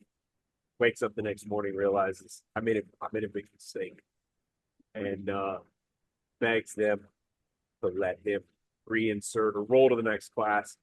They say, "Well, Mhm. we're not going to do that, but what we're going to do, we're going to push you to SWIC. You go through SWIC selection, do a Mhm. deployment with them, then if you get the thumbs up, you can come back and go through Buds." So he's one of very few that's actually special uh special warfare with the boats, then and then a SEAL as well. Um Badass. yeah, but he ended up getting injured. He's got used, and this is in the 90s, of course, I'm sure they were using probably 70s level technology. We haven't really, obviously the wars of the last 20 something years really changed the way they handle medicine in some capacities. And so he's got fused vertebrae in his neck, and I believe some other injuries. We didn't go through all of them, but to the point that he's got real bad nerve damage. So one of his arms is like 3-4 inches smaller in circumference than the other. He has the triceps, but the muscles have atrophied so bad because the nerves don't fire. So like he can't. He does push-ups with two hands, but it's basically almost a single hand push-up. The other one's just kind of balancing. So his one arm is fucking massive. Um, anyway, so Looking like I like he said, if plays you tug want of war a lot, if you want me to huh? connect you guys, I'd be happy to do that. Um, I'll be more than happy, man. Dude, it's like connect me with dude, anyone, dude. I yeah, really, he super super cool dude. Um, he's gone through a lot of shit, yeah, and it's like you, but I just think you would appreciate obviously the Merc Museum's Navy focus. mhm. But he gets to talk to all kinds of people about the military, you know, being hard, being accountable, being a leader. You're right. Um, and I was honored. I put Murph on our flag with his Right. permission, and our Rusty Dogs of War flag he hung in their museum. That's amazing. um, so pretty incredible dude.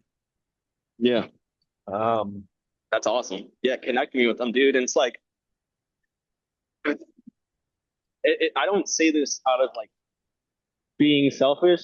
I say this out of like the desire of knowing the impact what I'm creating can have and like what the goal in mind, and that is to make this free and accessible for like veterans and active duty soldiers who know that they are not yeah, able to open up let's get because of all into the Clarity AI and kind of how that would look. how people can Yeah. access that if you have a approximate launch time, or maybe you need some testers, how that would work.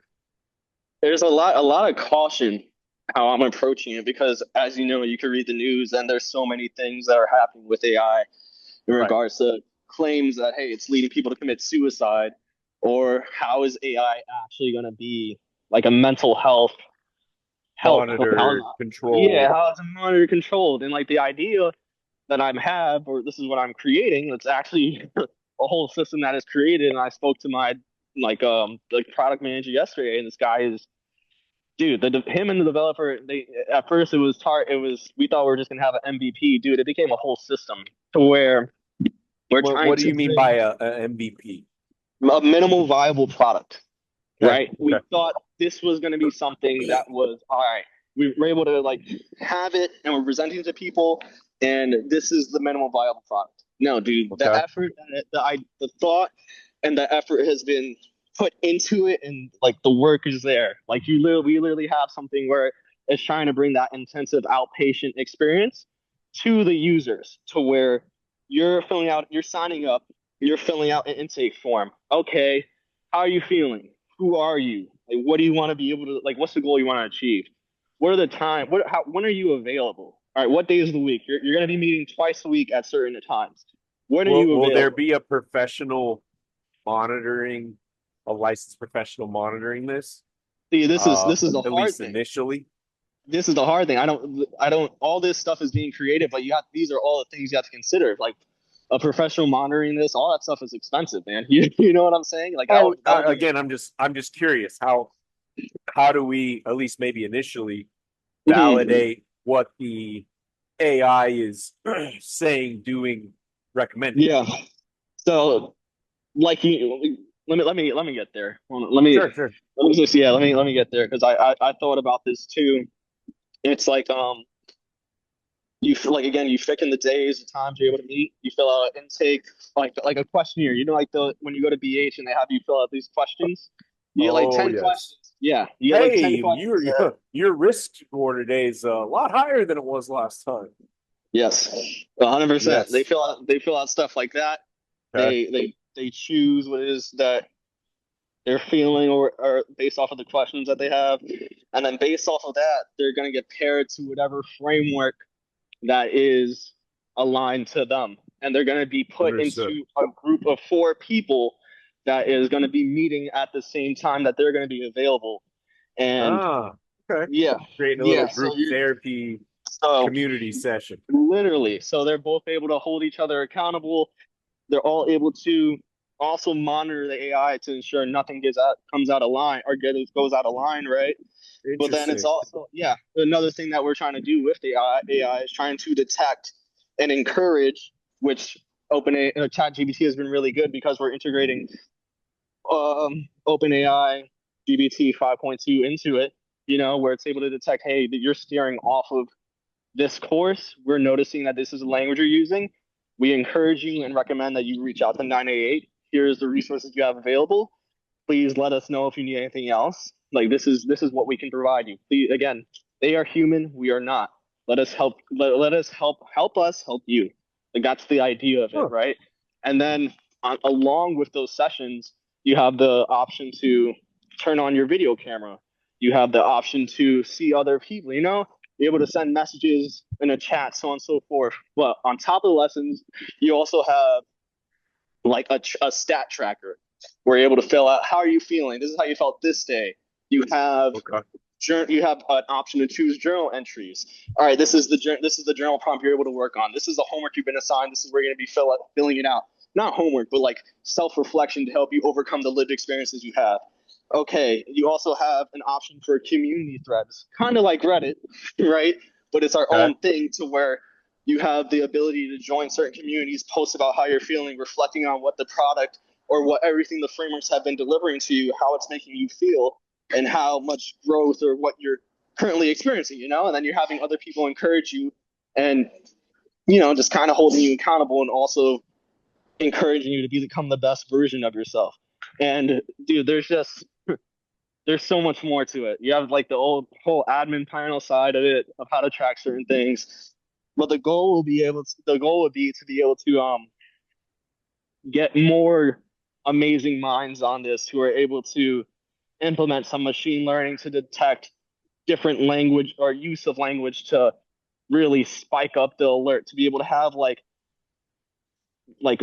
have the suicide hotline to also be monitoring this to be able to detect, hey, this is what's being said on your Clarity AI. This person's actually needing something. You step in and like have this person call you, or like you get this person gets streamlined to talk to a real life person. Like that's the goal I have in mind. And is it possible? I 100% think it's possible because being and taking like all the machine learning courses I'm taking, dude, we are in 2025, 2026, 2027, 2028. All the stuff that's going to be coming, that's going to be presented to us is going to be insane. And this I thing, would I know, agree. Things are moving in a yeah, literally an exponential rate. crazy. And what can be is something that is actually changing lives. And I'm just happy that I have something with the intent that is free and accessible to those who have served and are currently serving. So that's the goal, man. And I really want to make it happen. I just know that I have it and I'm limited in certain things. I'm limited with like the regulatory side, the legal side, uh the medical professional advice side, like actually having like therapists or Right.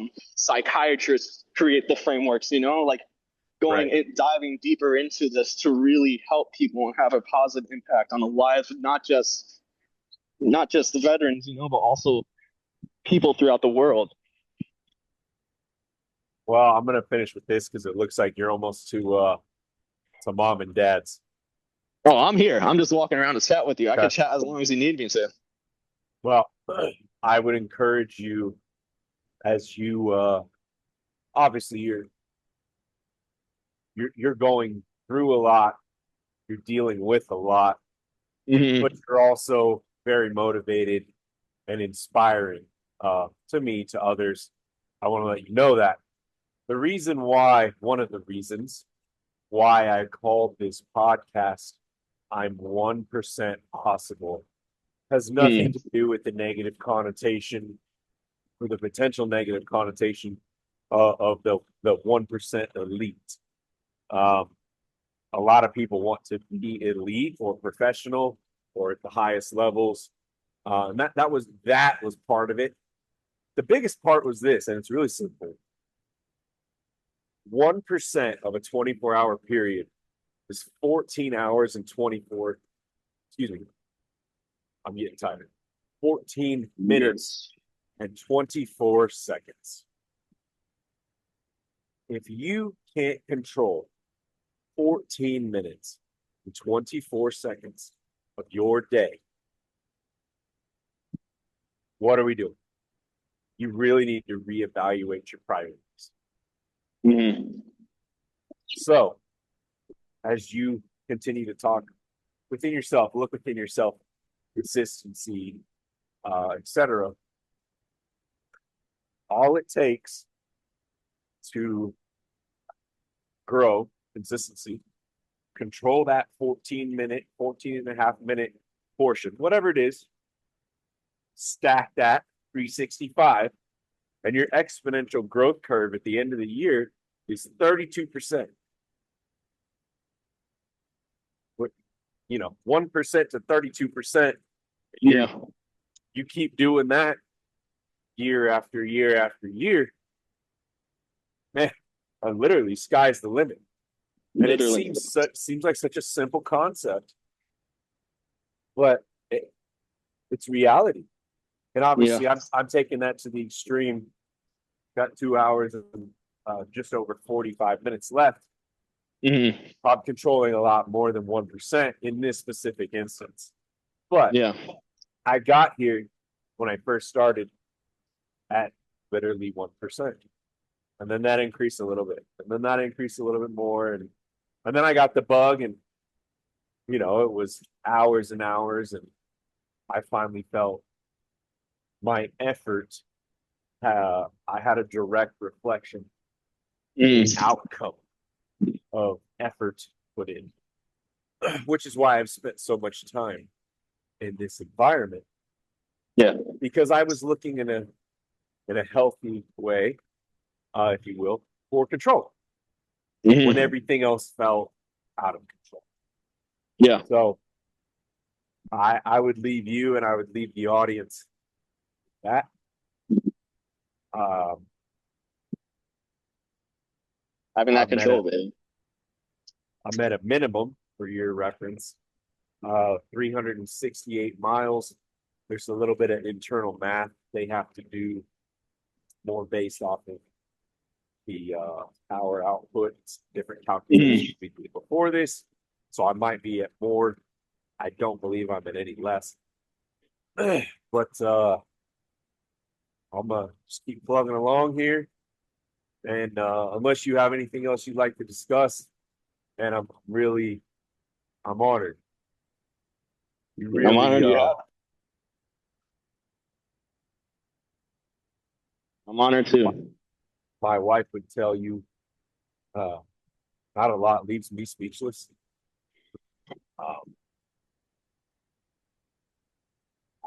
just thankful as I started out that you're not a memorial bracelet and then Yeah. on my back.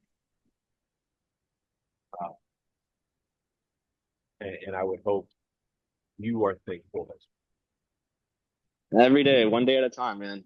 But I'm just grateful I have people like you by my side. You know, I would helps a assume, lot. one, you're very welcome, and I've learned this along the way. Um, and I would assume you're probably, as you already are, you're taking the pain, uh, finding purpose and passion through it. But Mhm. if you haven't already, I found, at least through my prayer and my contemplation, God, why me? That's that question Mm. times because He knew you could handle it to help others and guide them who maybe couldn't have handled it. When I'm sure you felt pretty alone. Yeah. Maybe still do. Hmm. Uh, but for those who would have ended up not being around, I think you have been brought through things so that you can lend a helping hand and go, hey man, I'll get fit with you. Or and I will do that by walking down the ladder that's actually right here. You didn't see it, but I'm going to show you it. I can't force you up it. I'm going to show it to you and guide them. So